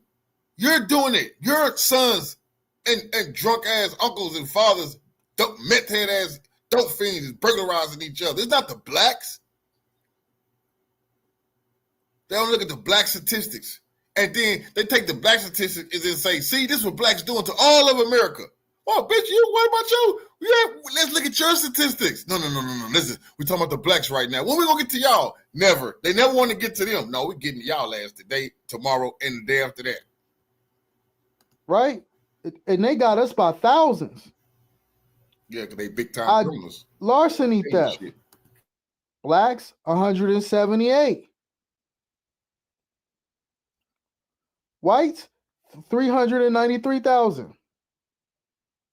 And I say 178, I meant 178,000. Almost going into 200,000. So that's showing you motor theft. Blacks, 16,000. Whites, 38,000. Arson. White. Look at this. Now, in general, it says violent crime. Blacks, 129,000. Whites, 209,000. Come on, bro. Come on, bro. Come on, bro. Come on, man. We're not letting them get away with that. You think we letting them get away with that? Those 100-some thousand violent crimes that blacks committed were committed against other blacks. Maybe 10,000 or so were committed. A black person or less ran across some whites and killed them. We throw that in, but very, very seldomly do blacks run across whites and kill them. That's a fact. Very seldomly. You think that because they show you on the news all the time, making you think. No, they just told you. And that 200-some thousand violent crimes the whites committed, a lot of that is racial beatings of them attacking blacks. We don't act like it's like the 60s, but they're doing it. No, majority of that is what they're doing to their own community. I'm just going to be truthful. Majority of that is what they're doing to their own community. Charlie Kirk is disgusting bastard. That's disgusting. He could have warned his people, told the truth. It's the white man they got to look out for. You're going to rob them, violently beat them. We've seen sexually assault them. Come on, man. It's the statistics that Fox News will never run. Fraud. Look at vandalism. Look at all these things. Yeah, they lead in everything, bro. They fraud. Man, come on, man. How many times I tell people this shit? People thinking they're lying. They lead in all crimes worldwide. Fuck the United States. The crimes committed in the U.S. globally. I dare these people to be disrespect black people. They the global leaders in crime. They come up with crimes to commit. And then we put it in the dictionary. They come up with new crime. We know what the fuck environmental crime was. They came up with that. Committing environmental crimes. The black man never done nothing like that. They did.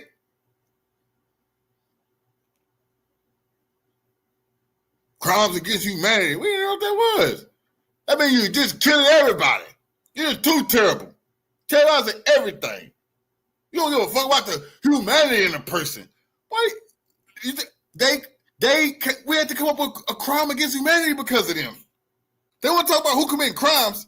We got to put new crimes on the books because of them. That's a fact. We never had to say genocide. You run across them, you're putting something new on the books.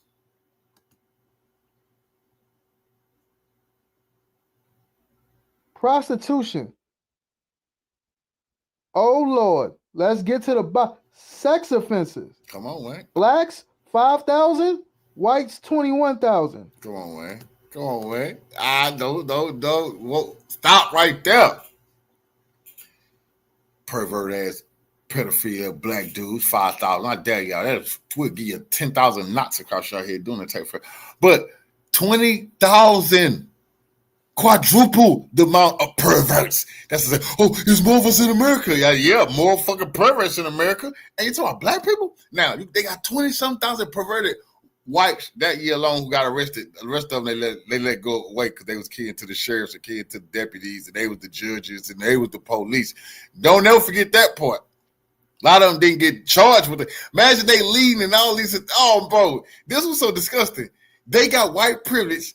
A lot of these crimes they never got charged with because they had privilege, and they still leading in all this shit. Think about that.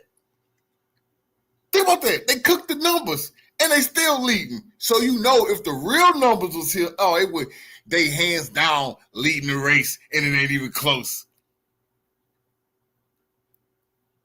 With 5,000, you had 5,000 perverted blacks. That's shameful on them perverts. Are they my immigrants? We don't know. 5,000 blacks, probably 4,000 or something was immigrants. But 20-some thousand whites. Charlie Kirk. I want to see his mental gymnastics with that number if we throw it at him. I know what he'll say. I was like, what about the 20,000 perverted whites? They're communists. They're leftists. They're white. Look at how many statistics that whites have way more crime statistics than us. The only thing we do more worse than whites is kill each other and rob. The whites make and they around the same thing. So this thing of white people are innocent, white people are the gold the gold standard, white people are this, white people are that, blacks are the savages and this, that, and like I said, last time we checked in January 6th, who ran into the state capitol? Who assaulted police officers? Who violated the government? Who had them scared? Who had AOC making up stories, scared for her life? You know what I'm saying? Oh, okay. Who tried to kill Donald Trump? Who shot Donald Trump? Was it a black or white? Okay, all right. We kill each other and we rob. And guess who's around that? And whites kill each other and they rob as well. And then they commit a whole bunch of, they rape more than us. They are convicted. They're more sex offenders than us. They burglarize more than us. They identity theft more than us. They're so like I just don't and these are statistical Come on, bro. facts. How the fuck could they fix their mouth to disrespect us? And that's their crime statistics. I tell you, bro, man, what? They don't got no shame, bro. And because they run the news medias, they can pull a magic trick like that. Which in a straight face talk about blacks committing all the crimes. They're like, hell, we are. In our communities, we are. You committing the most crimes in America. You are, without a doubt, the biggest criminal in America. It's white people. They commit crimes we don't even know. I'm telling you, they commit crimes we ain't have no idea. I mean, man, these people been committing pharmaceutical crimes. Man, black people, we know about all the pharmaceutical shit. They've been doing that. They've been committing them crimes, bro. They've been on it.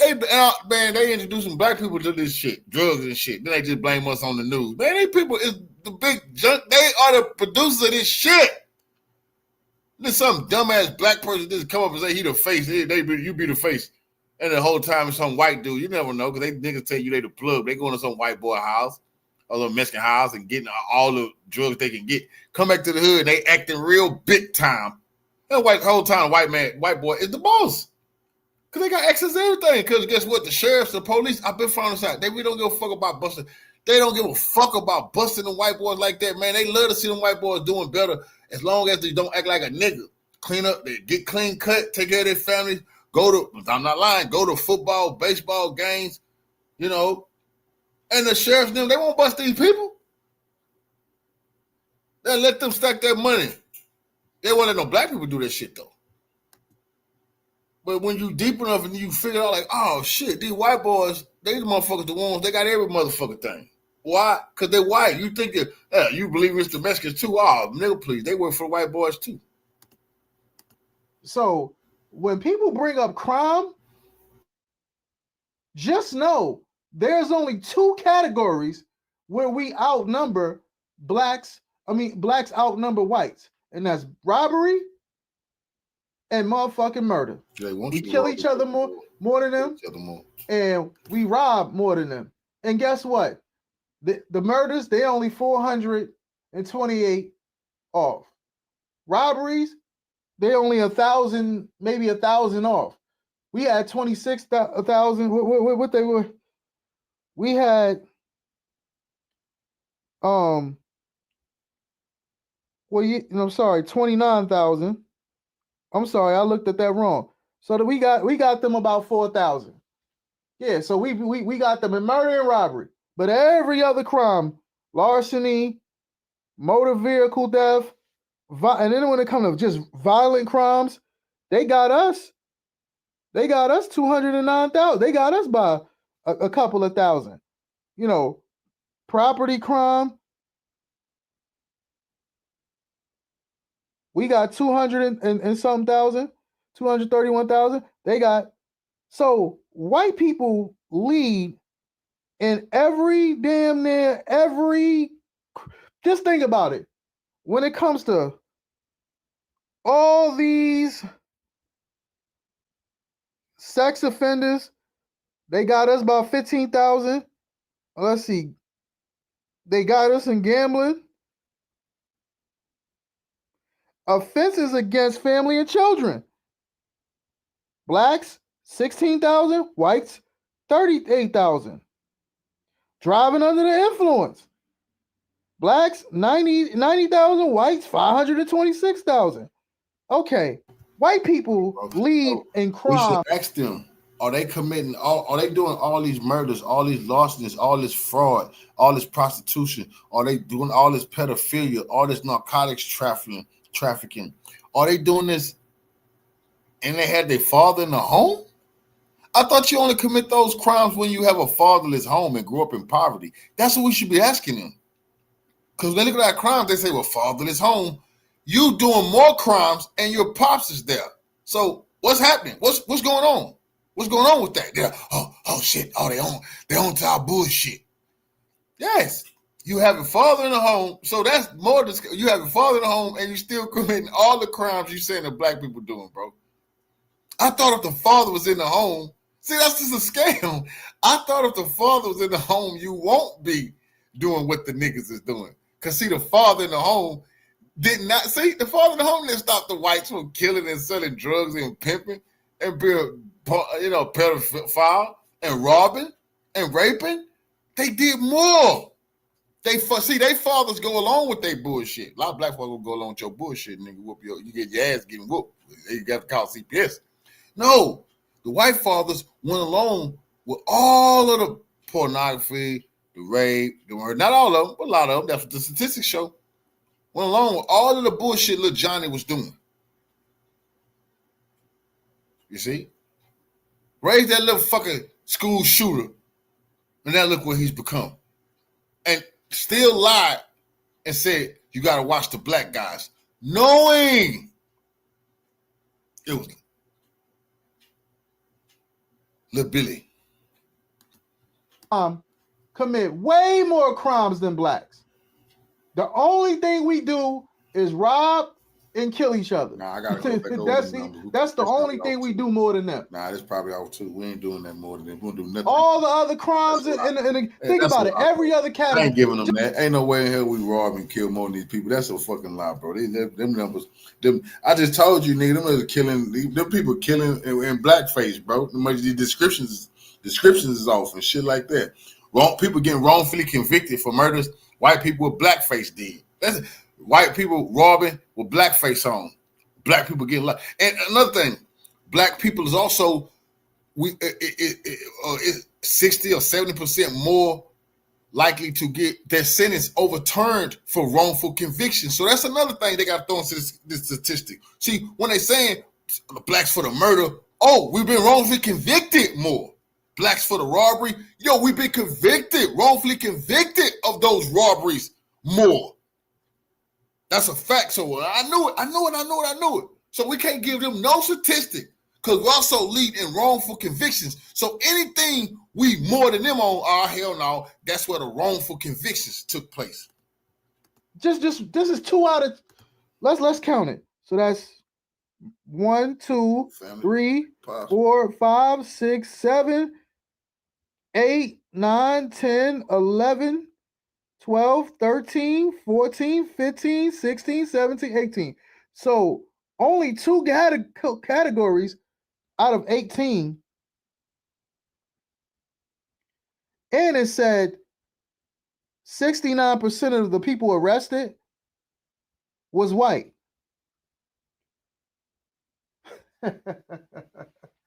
So this is the 2019 government statistics. So it only got worse for them. Before I ever hear someone ever say black people are savages, black people are the problem, just know, when you say black people are responsible for 50% of the crime, just know the other half of that shit is whites. 50% is not 100%. So that means who's responsible for the other murders in America? Oh, whites. When we talk, right, we only lead two categories: robbery and murder. Nah, those stats. Every other category they fucking lead, whether it be rape, pedophile, sex offenses, like grand theft, stealing property. Yeah, see, burglary. We going on them college campuses to debate this. You know what? I'm motivated. I ain't gonna lie. I'm actually motivated by Charlie Kirk. They gonna pull old Cultfigga out of time. I go to the college campuses and we will get on their ass. We don't want no violence. We honoring the great Dr. King, a real civil rights leader. We ain't come for no violence. We gonna intellectually kick their goddamn ass. We know they ain't got no real stats. And we want to debate this. We want to debate crime statistics, bro. That's real talk. We want to debate to crime statistics. I really want to know what the fuck are they gonna do? Because segregation, and I won't help them. Segregation will not help them. Just like segregation won't help black people, we got to deal with these black criminals who are committing all these crimes. We're ready to face that. But it's the whites who have been lied to and think that if you deal with all the black crimes, then they're going to have some utopia, some promised land where no crime is being committed. You crazy? Are you nuts? Oh, Charlie sold them a bunch of bullshit and had them feeling real good about themselves. It's all coming crashing down. One school shooting, one mall shooting, one country club. You know the country club got shot up yesterday? Yes. You know who did that. Car theft, identity, whites. Whites lead all crime, every other crime. We only got two categories. And these are facts that I'm saying. You understand what I'm saying? So I do this shit, and this is the FBI statistics. This is not up for debate. But once again, on the planet. When they control the media, when they have the news networks, they can control what is talked about. Now, let's be clear. Black people, we should be fucking ashamed. We should be in tears for the fucking murder rate. This is literally saying that us black men, we kill each other so much that we murder each other 10 times our population. We should be fucking ashamed. Yeah, we should be ashamed, and we can deal with that. But one thing we should hold: we're not animals that don't know how to act in society. They have been portraying us to the world as maniacs that just is savaging whites and Mexicans and Asians. You can't have us. No, we do have some amongst us that's savages that's just killing one another. But these fucking coons know how to act around whites and other people. They got manners. They got manners around whites. They're only doing that shit to blacks. Some of them kill some stray whites every now and then, but that's not a big thing in America. Blacks is not out talking to whites, looking to do nothing to whites or anybody else. Majority of blacks really just want to fucking be left alone. That's just true. Then why won't leave us alone? But so that's true that blacks are committing some crimes that have to be stopped in their fucking community. But it's not true that blacks is terrorizing whites and whites have to lock their car doors and look out their window and just watch their kids because blacks are on the prowl. The stats don't show that. The stats show that whites have to look themselves in the mirror and deal with a big problem they have on their hands. Themselves. They are cannibalizing one another, and blaming blacks is not going to help them anytime soon. And the murder of Charlie Kirk was the biggest and latest. It should have been assigned to them. Stop fucking playing with the blacks and clean up your house. Charlie was killed by a disgruntled white. You see, you are the one. We had a leader who talked peace, and a disgruntled white killed him. You see, it's always the disgruntled whites want violence when they can't have it their way. I don't give a fuck if you call them a leftist, a communist, a right-wing radical. They're white terrorists who can't, when shit can't go their way, Anybody can die. The kids, grandmothers, clergy. They need to look in the fucking mirror. They are the fucking problem that has to be resolved. Now, this is why I say accountability. We're going to always hold ourselves accountable. But one thing we not finna do is go with on a fucking lie. And that's that.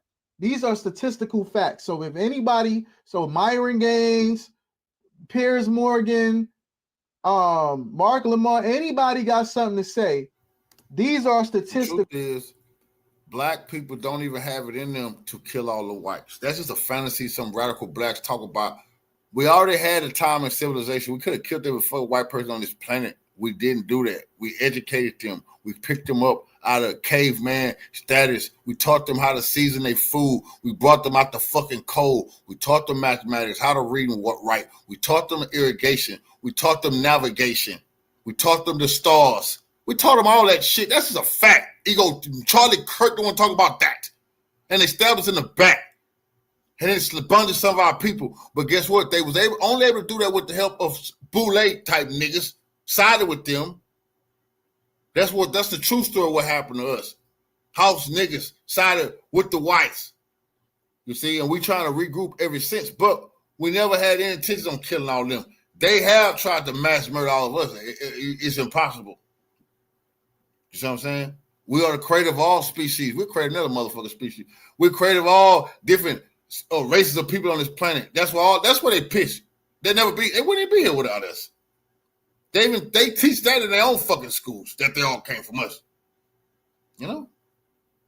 So we don't want to murder them all. It's a lie. It's a lie from the pits of hell. Blacks looking to kill whites. What the fuck is wrong with you? We try to educate your dumb ass. And you ungrateful about that. Statistical facts. White people commit way more crimes than blacks. The only thing we do is kill each other and rob more than whites. And guess when we make 51% or 55% of the murders, guess who coming in the other 40-something%? We never tried to murder no. So the majority. So when they say, blacks is 50% of the murders. We're defensive people. Okay.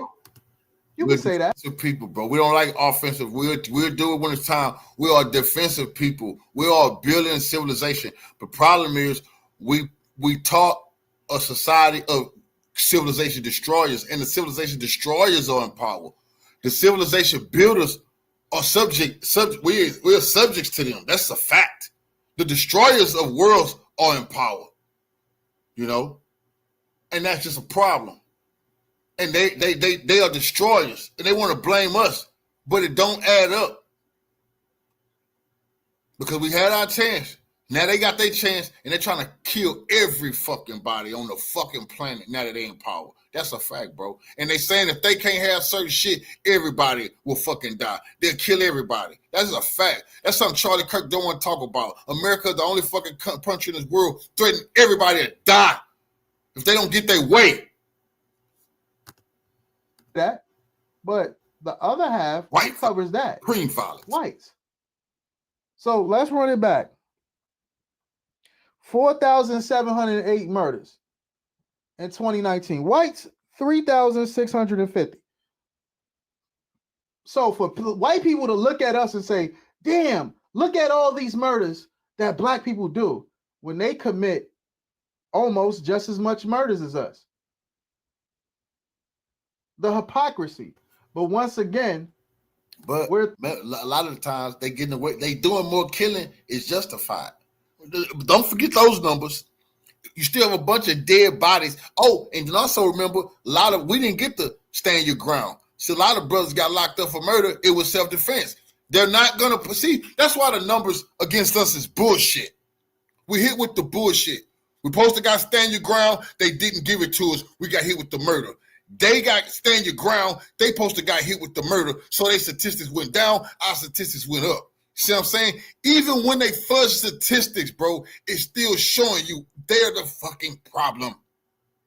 They're 13%.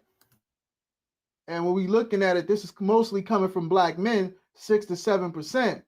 We're killing each other like 40, like someone that's four. We're killing each other 5 times 6 times, 7 times our population. and we got a fucking problem. Doing a lot of that murder too. And this is a showing lot you of how immigrants came over here. I don't got a name where they came from, trying to take over neighborhoods, killing. They talking about brown and black and killing all in our neighborhoods, bro. And you know that's disgusting. Fucked up our number statistics. A lot of them was immigrants coming over here committing crimes. And this has to be addressed. And the Democratic Party don't want to, you know what I mean? Our people are brainwashed by the Democrat. We got to talk about this shit. But in our community, this shit is too normal. Bullshit. We talk about that every day over here. We talk about the black so folks. I posted these facts. I ain't running. Anybody else? They a problem. Disagree? SMD, because I'm posting facts. We out of here. Don't kiss these holes in the mouth.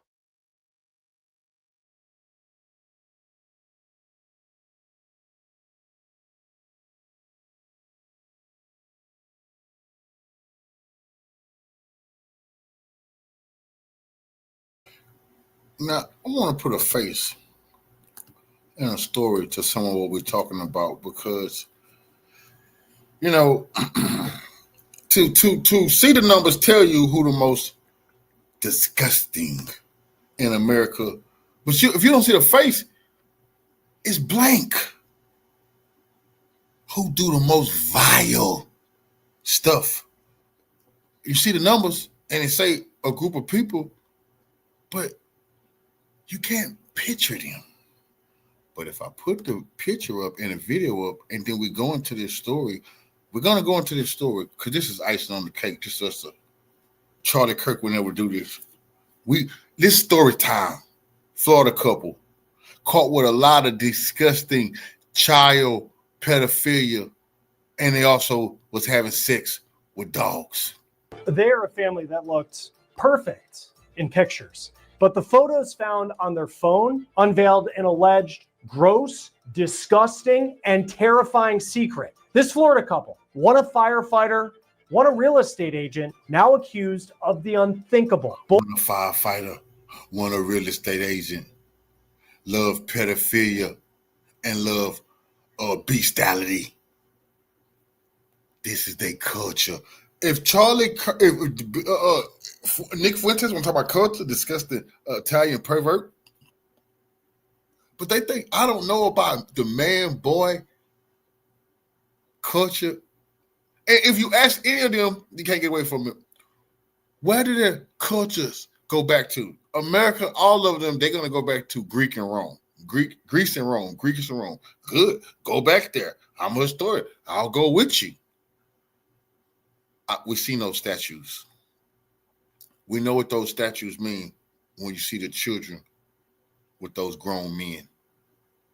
We know about the man-boy love culture that they love so much. Both are facing several charges accused of possessing child pornography and several counts of allegedly performing sex acts with a dog. We're on the case, presented by Law and Crime. I'm Chris Stewart. They said that Haitians was eating cats. Why y'all having sex with animals? And when they said the Haitians was eating dogs and cats, everybody said, "Oh, that was embarrassing" or whatever. You're having sex with animals, ma'am.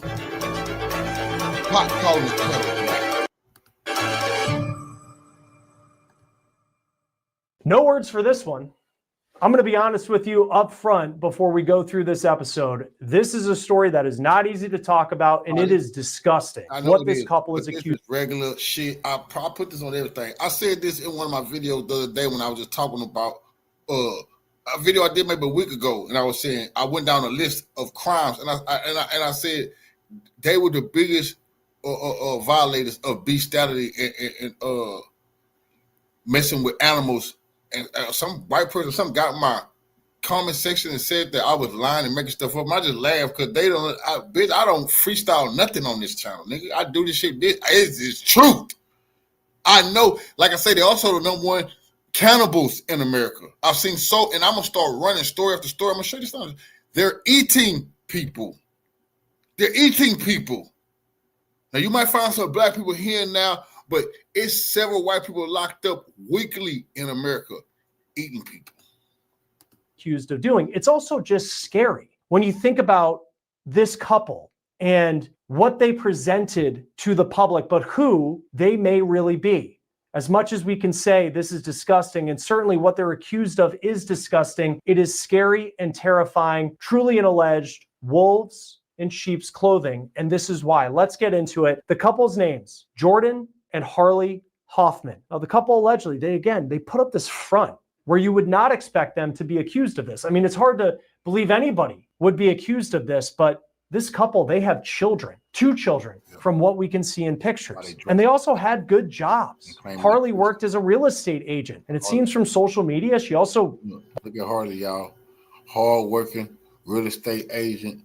Lady, you into pedophilia, and you love having sex with animals, ma'am. You're a fucking disgusting piece of crap. See? Don't let them fool you. They try to fool you. See? Look, right at this is the same person at a Charlie Kirk rally, Ben Shapiro rally, talking shit about black people, black crime statistics, fatherless homes, welfare queens, black women need to get off the food stamps while she at home with child porn and having sex with a motherfucking dog. Oh, no, y'all didn't. Lost a lot of weight recently, that she was feeling very confident about herself. Jordan, her husband, he was a firefighter in Columbia County, Florida, where they lived, and now where they are both facing charges, including alleged sex acts with a dog. Now, here's what we know. This story first broke in Lake City, Florida in August when Jordan, the husband, was arrested by Lake City, Florida police. Detectives said there was a tip that came in from the National Center for Missing and Exploited Children. Now, on the surface, he appeared to be a model dad, a firefighter in the community, a first responder. He would post pictures as normal dads would, either working on his truck or being there with his wife for an ultrasound when they were expecting a child. The tip, though, that came in through the National Center for Missing and Exploited Children shattered that image. It unveiled an alleged horrifying reality of who this man may actually be if found guilty. It was about alleged child sexual exploitation material being shared on Snapchat. Now, detectives received this tip and then they went through and tried to trace it back to a number. They said the material was that of a, quote, prepubescent child engaged in sexually explicit conduct. Now, further investigation found that the account was that of Jordan Hoffman, a 33-year-old firefighter in Lake City, Florida. Police say they found that Hoffman was the subject of a second tip that came in related to allegedly sending another image of an unclothed child. Hoffman was arrested and sent to the local jail. After his arrest, detectives got his phone, they analyzed it, and this story became even more disturbing in ways that we could not have expected. Not only did that phone allegedly show more child sexual exploitation material, they uncovered evidence allegedly involving Hoffman's wife, Harley, a local real estate agent. And then detectives said not only were both the Hoffmans now accused of alleged sexual material involving children, but animals as well. Specifically, according to court documents, alleged sex acts with a dog. Now, Jordan Hoffman faces numerous counts related to the alleged images depicting him engaging in sex acts with the animal. Local TV station WCJB reports that Harley Hoffman allegedly is visible in the images with the animal as well. Jordan Hoffman is facing 57 counts related to what officers say they found on his phone. And you can see in this count, it says on or about August 24th, 2025 in Columbia County, Florida, did then and there knowingly film, distributed, and possessed any pornographic image or video of a person and an animal engaged in sexual contact with an animal. Jordan Hoffman's charges include 35 counts of sexual activity involving animals, 13 counts of possession of child pornography, 5 counts promoting sexual performance by a child, and other charges including unlawful use of a two-way device and a count of destroying evidence. His wife, Harley, is facing 14 counts, and that includes 8 for sexual activity involving animals and 5 for possession of child pornography. Now, there are still a lot of details that have yet to come out, including what relation this couple had to their alleged victims. Now, we do know that they were parents. Harley posted TikToks with their kids. They were seen out on Christmas, like so many families do, taking pictures in front of a tree. Harley's employer, though, posted this statement on their social media. It's a local real estate company, and it was in response to her arrest.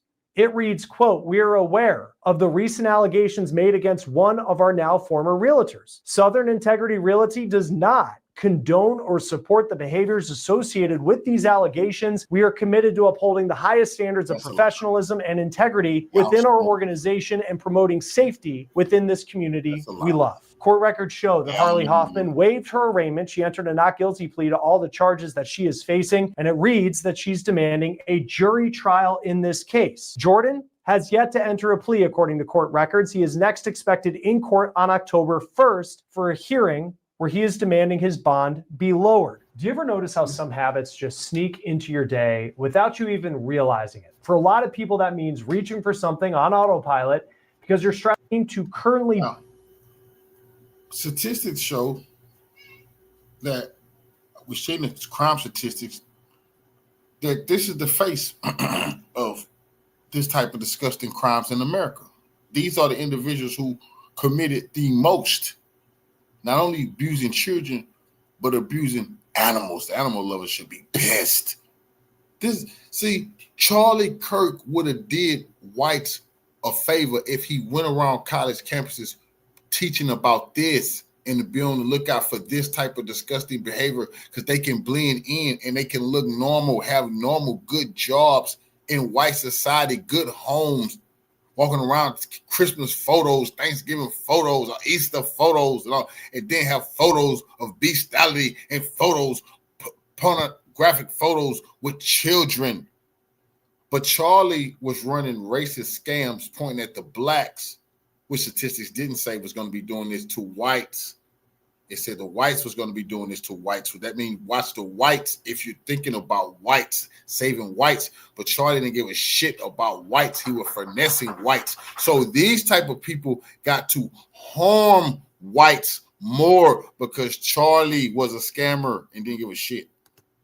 Be held in the Columbia County Jail. Now, I can also see with online court records that there are active custody cases in family court in Columbia County where it appears extended family members of the Hoffmans are filing to take custody of their children as they're now facing these extreme charges and accused of unthinkable actions. Now, this story is shocking, and there's no way to understate that, even if they were career criminals. Nick Fuentes will talk about black culture. Bro, this their culture. Bestiality. Where the fuck you think that came from? Where did that came from? Man, that shit had to be outlawed in America because they wouldn't stop doing it. These people, they want to start a revolution behind that. You thought January 6th or something. Why they try to take their bestiality for these people? These people don't burn America down. Because their father and mother. They was into that. And there used to be no laws against that. The good old days. But you can do whatever you want. Wasn't no such thing as underage. No, wasn't no such thing as sexual assault. These is new laws. These people weren't used to that type of shit. Rape. What was that? Incest. What the hell was that to these people? That was nothing. What they're accused of would be unthinkable. But on top of the good jobs and appearing to be a happy family, the Hoffmans have no serious criminal record other than previous freedom. They got to have the freedom to do whatever they want. And you don't understand that. See, they freedom and they at the point of a gun. No, they get to do whatever they want. Only slaves get told you can't have bestiality. You can't be a pedophile or pervert. You can't rape. You can't have incest. No, that's for slaves not to do. A free man can do all of that stuff and more. That's how they feel. Traffic issues. Joining us now to talk more about this is criminal defense attorney and former prosecutor Kathleen Bogenschutz, joining us from Florida. Thank you for taking the time to be with us on Law and Crime. I know this is not a fun story to talk about, to say the least. 70 charges in total between this couple. It's 57 for Jordan Hoffman, then his wife, Harley, roughly 13 charges for her. What does that tell you about the evidence that prosecutors have against the couple in this case? So most of us don't think like offenders in our daily lives, and for good reason, and I'm glad we don't. But this is something that when I was prosecuting sex crimes, we used to talk about every single day. What do you need in order to, if you were inclined to do so, to victimize a child like this, to victimize animals like this? You need access to the victim, and you also need privacy. So if you have one without the other, you can't do it. Lake City is we're a much more rural area in Florida.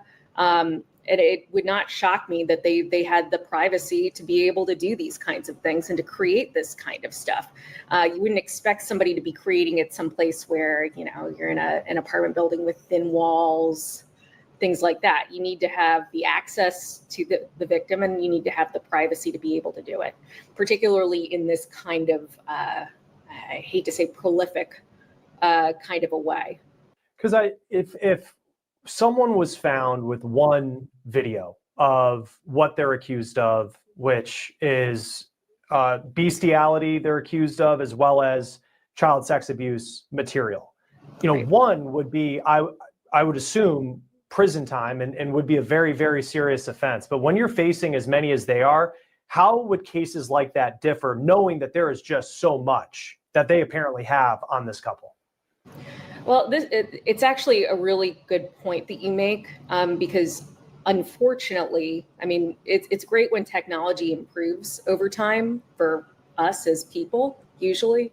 But back in the day, like back in the 90s and the early 2000s, if people were trying to exchange videos like this, I mean, they were sending CDs through the mail. They were sending those old floppy disks through the mail.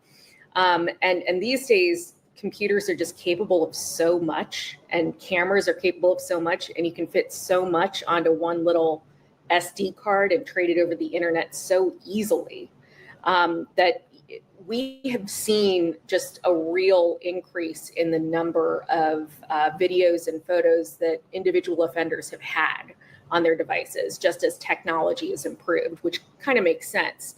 The sentencing guidelines, however, have not changed that much. And I would expect to see some pretty significant, at least under Florida sentencing guidelines.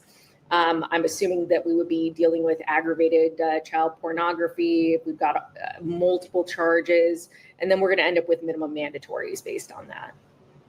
What if you had to ballpark the type of prison sentence that they could face? What type of time would they be looking at? So Florida has score sheets, and it's basically so former judge that's a public defender, former judge that's a prosecutor. You get almost like a sentencing guideline range. And in this case, I would expect that it is entirely possible that at least the male of the two with the larger number of counts may score in the range. I could sit down and work it out with a pencil and paper.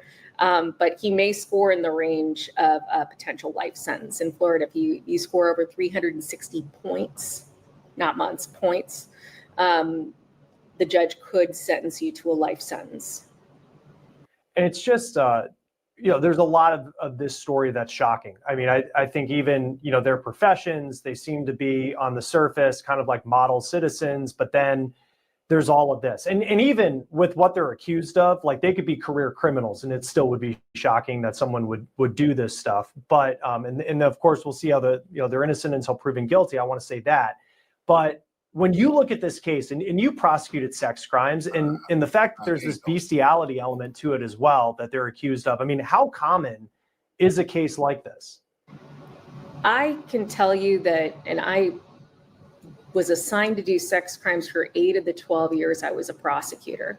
I think I have only seen 2 or 3 bestiality cases. And keep in mind that, I was also in an office that for 4 of those years, that is the only thing I did. Those are the only kinds of. Remember, he only got caught because he's sending some TikTok bullshit. And they had to track him down through TikTok, and then the police got his phone. So had he not been TikToking and he just would keep doing the thing they were doing with the little group they were doing with, only the half. See, I was trying to say what people, they ain't what the sisters say, man. That's a fucking lie, man. They ain't the only ones. You've been looking the other way the whole fucking time, you fucking pervert. You've been looking the other way. They ain't the only ones. I only had a couple of these cases. Bullshit. You need to get to work. You been soft on crime, man. You the problem. You got to come down hard on these type of sick perverts in our community. The cases that were assigned to me, so highly unusual. That's a lot. Not saying it never happens, but there's reasons there are laws against it. Let's put it that way. Oh my goodness! See, this lady here, they need to give you a lot of technical, because she be prosecutors like this. She be in that shit. You see what this lady just said? See, that's why we know it's laws against it. I just talk to people. It's because y'all wouldn't stop doing it. They had to put it on the books. Y'all disgusting.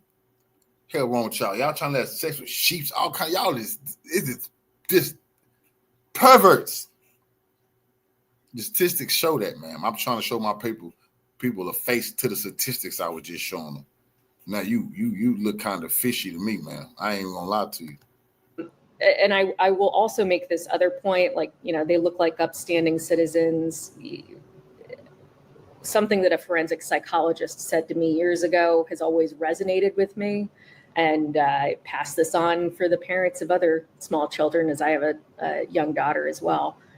If monsters looked like monsters, they would never be able to get close enough. So, if somebody looks dangerous and scary, they're probably not going to be able to get close to your kid or cose to you.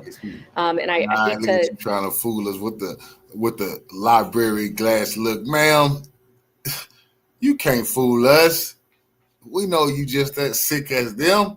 That's how you can prosecute them. You got to be them. You got to know what they're thinking. Know their disgusting behavior. That's why you great at your job. That's why you one of the best at what you do. Because you are them, man. Espouse paranoia, but this is why we keep our radar up as parents and as people, and this is why we don't let our kids go over to other people's houses without supervision and making sure we know who they are. But y'all been trying to blame black people for everything. Y'all listen to Charlie Kirk, man. You listen to Charlie Kirk and look what happened. Look what happened. But had you listened to the statistics of the perverted sex offenders and pedophiles and people who in the bestiality in America, that's white people, you would have knew which direction to look. This. You know what the symptoms, but you didn't listen to Charlie Kirk. Y'all talking about Chicago and black on black crime and gangs, and you're not looking right under your nose, man. That's the problem. That's a really profound kind of way, because I haven't necessarily, we cover a lot of cases, unfortunately, where it's the kind of the wolf in sheep's clothing is the cliche line. And then it's like, you look at this one and it's a family of four, and we don't know if their children were involved in this. But they just look like normal people with normal jobs. And then you read the court documents and it's just, they're accused of being monsters. And I think the other part of it too, for me, that I find in cases, they look like monsters. What the fuck y'all talking about? They look like monsters. To me, I ain't shocked. What are you talking about? This fit the description. This pretty much this match it. That's about right. It's y'all who been lying. Y'all have now they're trying to see. It seems like they're trying to explain to their kids the truth about life now. They gotta tell the truth. It'd have been doing, if this would have been black, right on time. Now they can keep the racist propaganda going for their kids. They see, we warned you about the niggers. Now they got to, if monsters look like us, they couldn't get next to you. So you saying you're a monster, right? If the monsters were scary, see, the monsters look just like you. Yes, ma'am. That was very wise what she said. Why nobody told Charlie Kirk that? The monster's not black, bro. The monsters in the white neighborhoods gonna be white people. This is where you have not just one member of the family who's accused of being involved in some of this terrible stuff, but you have a second person in the family who's involved allegedly in this stuff. And it's just, what is the dynamic that you see in some of these cases involving couples where it's like you have two people who are predators, allegedly, who have found themselves in this world, and then they continue on and then eventually find themselves in cases like this? So I'll show my age here for a second. I think I'm a bit older than you are. Back in the 90s in Canada, there was this case, it was called the Ken and Barbie killers. And the prosecution gave this sweetheart plea deal to the female of the two because they were allegedly abducting and sexually assaulting females together and eventually killing some of them. And the female got the plea deal, the benefit of the plea deal, and got a couple of years in prison, I think, with light at the end of the tunnel, and has been released since. And then they found the videos of what was happening, and apparently she was participating in all of it. It's always a question mark. And another thing that, you know, an old homicide prosecutor told me when I was, you know, trying to find some meaning in a case, and he said, if you try to impose your logic on something that defies it, you're going to just drive yourself insane and accomplish nothing. So, I mean, we've seen these male-female teams work in the past. There's even video footage of it from back in the 90s. And of course, that would have had to have been one of these type cameras. But they were filming their exploits with these girls. And it turned out that the female of the couple was just as involved. Now, she claimed in that case, it was Karla Homolka, and the male's name is escaping me. These people do this as a community. See, she's trying to play stupid. That's why, we done with all the niceties. See what the fuck going on. They do this as a community. They would kidnap, rape, murder, runaways as a community. And never forget, this dude got busted by FBI. It was outside this, outside the regular local Joker cops. He got busted on TikTok. See the little shit they would, and he ain't the only one. Please, him and his wife ain't the only one sleep with them dogs and stuff. No, I can guarantee you don't come out they swingers, bro. They doing it as a community, messing with them kids and sleeping with animals. Just let them know that. But like I said, is it normal for couples to do this? Boy, you crazy? They do this as a community. Paul Bernardo, I think, but she was claiming to be the victim of domestic violence. There were these pictures of her with her eyes punched out. So there was this kind of decision made by the prosecutors that one of these two is more culpable than the other, and that maybe she was, there was some kind of Stockholm syndrome going on when she was participating to it. And then they found the videos. And there was kind of a public outcry to revoke her plea offer. And I think in Canada it was the Crown prosecutor, but they stood by their plea deal. But I mean, we have seen these kinds of like folie à deux type couples happen in the past. I'm not saying that's what happened here. It's entirely possible that, you know, we've got one out of the two that has significantly more power in the relationship. But I mean, we'll just have to wait and see. Because just based off and that's an interesting point about domestic violence and certainly there's relationships that involve domestic violence that are incredibly serious. In this case, you have, Jordan is facing 57 charges. His wife, it's 13 or 14 charges, all of them serious charges that she's facing. But it seems that he was far more involved based off the evidence than she was. Yet I know that there's a local TV station saying that she was seen in the video. So she is there. How could the defense, how effective is that defense if they go with, well, he was the one leading this was, maybe an abusive relationship. He had the power in the relationship and she was just kind of there, trapped part of it. I mean, how effective can that be in a case like this where, if you show this video, which we haven't seen it, not that I think anybody would want to see it, but if you show that video to a jury, it seems like that'd be a very strong piece of evidence against her. So Florida has a theory of prosecution called principle theory. And the way that I used to explain it to juries is that the Nuremberg defense doesn't fly in Florida. Like, I was just following orders. This guy told me to do it, so I did it. Or I only pulled the lever. I didn't shoot the gun. If you take some part in the offense, you are responsible for all of the offense. So or if you really want to work it down into colloquialisms, if you're in for a penny, you're in for a pound.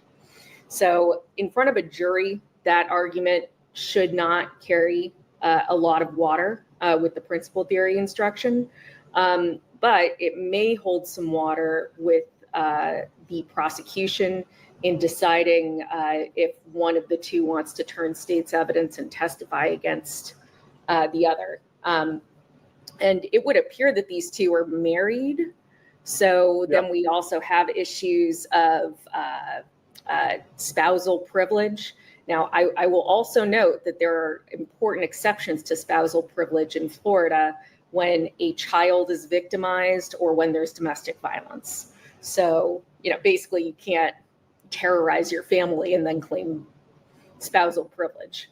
I did see in court records where she waived her arraignment and entered a plea of not guilty. He has not, so he's still slated to have his arraignment. I think it's October 1st. What would you read into that? What does that tell you about, is there anything to take away from how both, if they're going to be tried separately, how these cases could go? So they obviously can't be represented by the same lawyer. I don't know if the public defender's office was appointed to her, and then another attorney maybe off of the wheel. It's what we call it, the wheel, like a private attorney would be a specially appointed public defender, or he would get conflict counsel essentially to represent him. So that could be the explanation as to why she was able to enter a plea and he was not. There's a bunch of steps of bureaucracy that you have to go through when the public defender's office conflicts off a case. So I haven't looked it up to check that she has a public defender, but that's my first suspicion, that he's kind of winding his way through the bureaucracy to get his own lawyer appointed. And I know you're a criminal defense attorney as well. And I think for Jordan, the husband, facing 57 total charges, these were tips that came in through the National Center for Missing and Exploited Children. Apparently, prosecutors have some very damning evidence against him. What's the defense? What's the strategy you take when you have a client that it seems like prosecutors would have him, and of course he's accused at this point, we haven't seen the evidence, but they would have him dead to rights that you have this child sex abuse material on your phone and your wife is allegedly in the videos as well. And there's the bestiality element to it too, which makes it even more shocking. So the first move that I would be making is to examine the search warrants, because there's probably multiple levels of search warrants that were done in this case.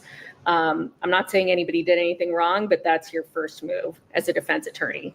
Just because it's a truly disgusting, stomach-turning crime doesn't mean that they don't deserve the same protections under the law that we all do.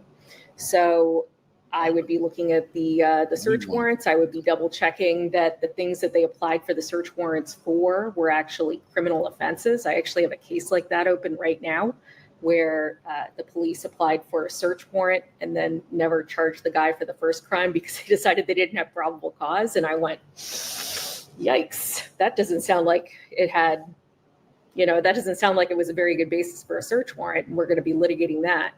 So that's your first move. Your second move is to see a lot of times when you have a family and they're all using different devices, like who actually had access to it. Now, because we have cell phones with Face ID and stuff like that, that might fail really quickly for purposes of saying, oh, somebody else was in my phone, or it's Face ID, and computers and phones have the ability to, like, for example, my MacBook now can read my fingerprint to open the computer, and you can look through the past events to show whether it was my passcode that I typed in or whether I used my finger. And one of those two is far more likely to be personally me. So depending on what kinds of devices they have, you might be fairly dead to rights, and it might be time to negotiate. But it doesn't mean you don't kick the tires as a defense attorney. It doesn't mean you don't read through all the warrants. I have seen some very stupid mistakes made by some very smart police officers and prosecutors in the past. And if at the end of the day, you look and everything was done by the book, they have him, let's just say, if you're a prosecutor, why, I guess this goes to the defense attorney part of it. What leverage is there to get something better than going to trial and knowing that you could get a conviction and holding him to the highest level of the law?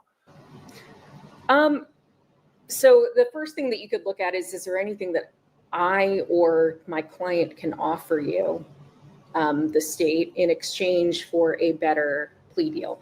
One of those things, unfortunately, people like me think this way because that's our job. But one of those things is that when you have children that are the victims of these offenses, not making them testify and not making them go to a deposition is something that the state is often willing to negotiate for. So you have that conversation with the prosecutor and you say, look, I think all these search warrants are in order. I can't make a motion to suppress with a straight face.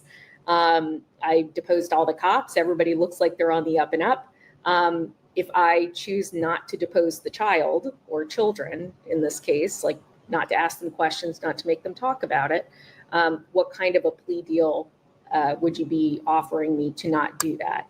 And in some jurisdictions, there's like an unwritten rule that if you depose the victim of a sex crime, that there's no more plea offers. That's a really bad general rule to have, because sometimes your case collapses in on itself like a neutron star as a prosecutor.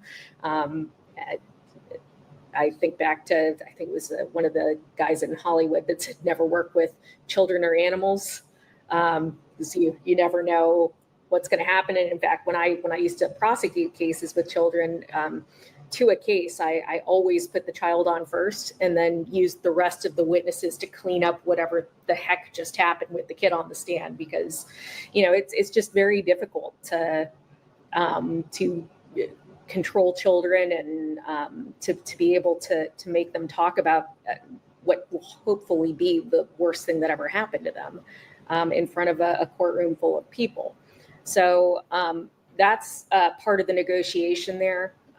There's also whether there were statements made by the child. A lot of times there are forensic interviews that are videotaped, so you already have a pretty good idea of what the kid's going to say, and you can go through that with your client and try to sit down and try to have a difficult conversation about the strength of the evidence here, which I think a lot of defense attorneys neglect to mention when they're talking about how you do cases. A lot of this job is making very difficult decisions and having very tough conversations with your clients.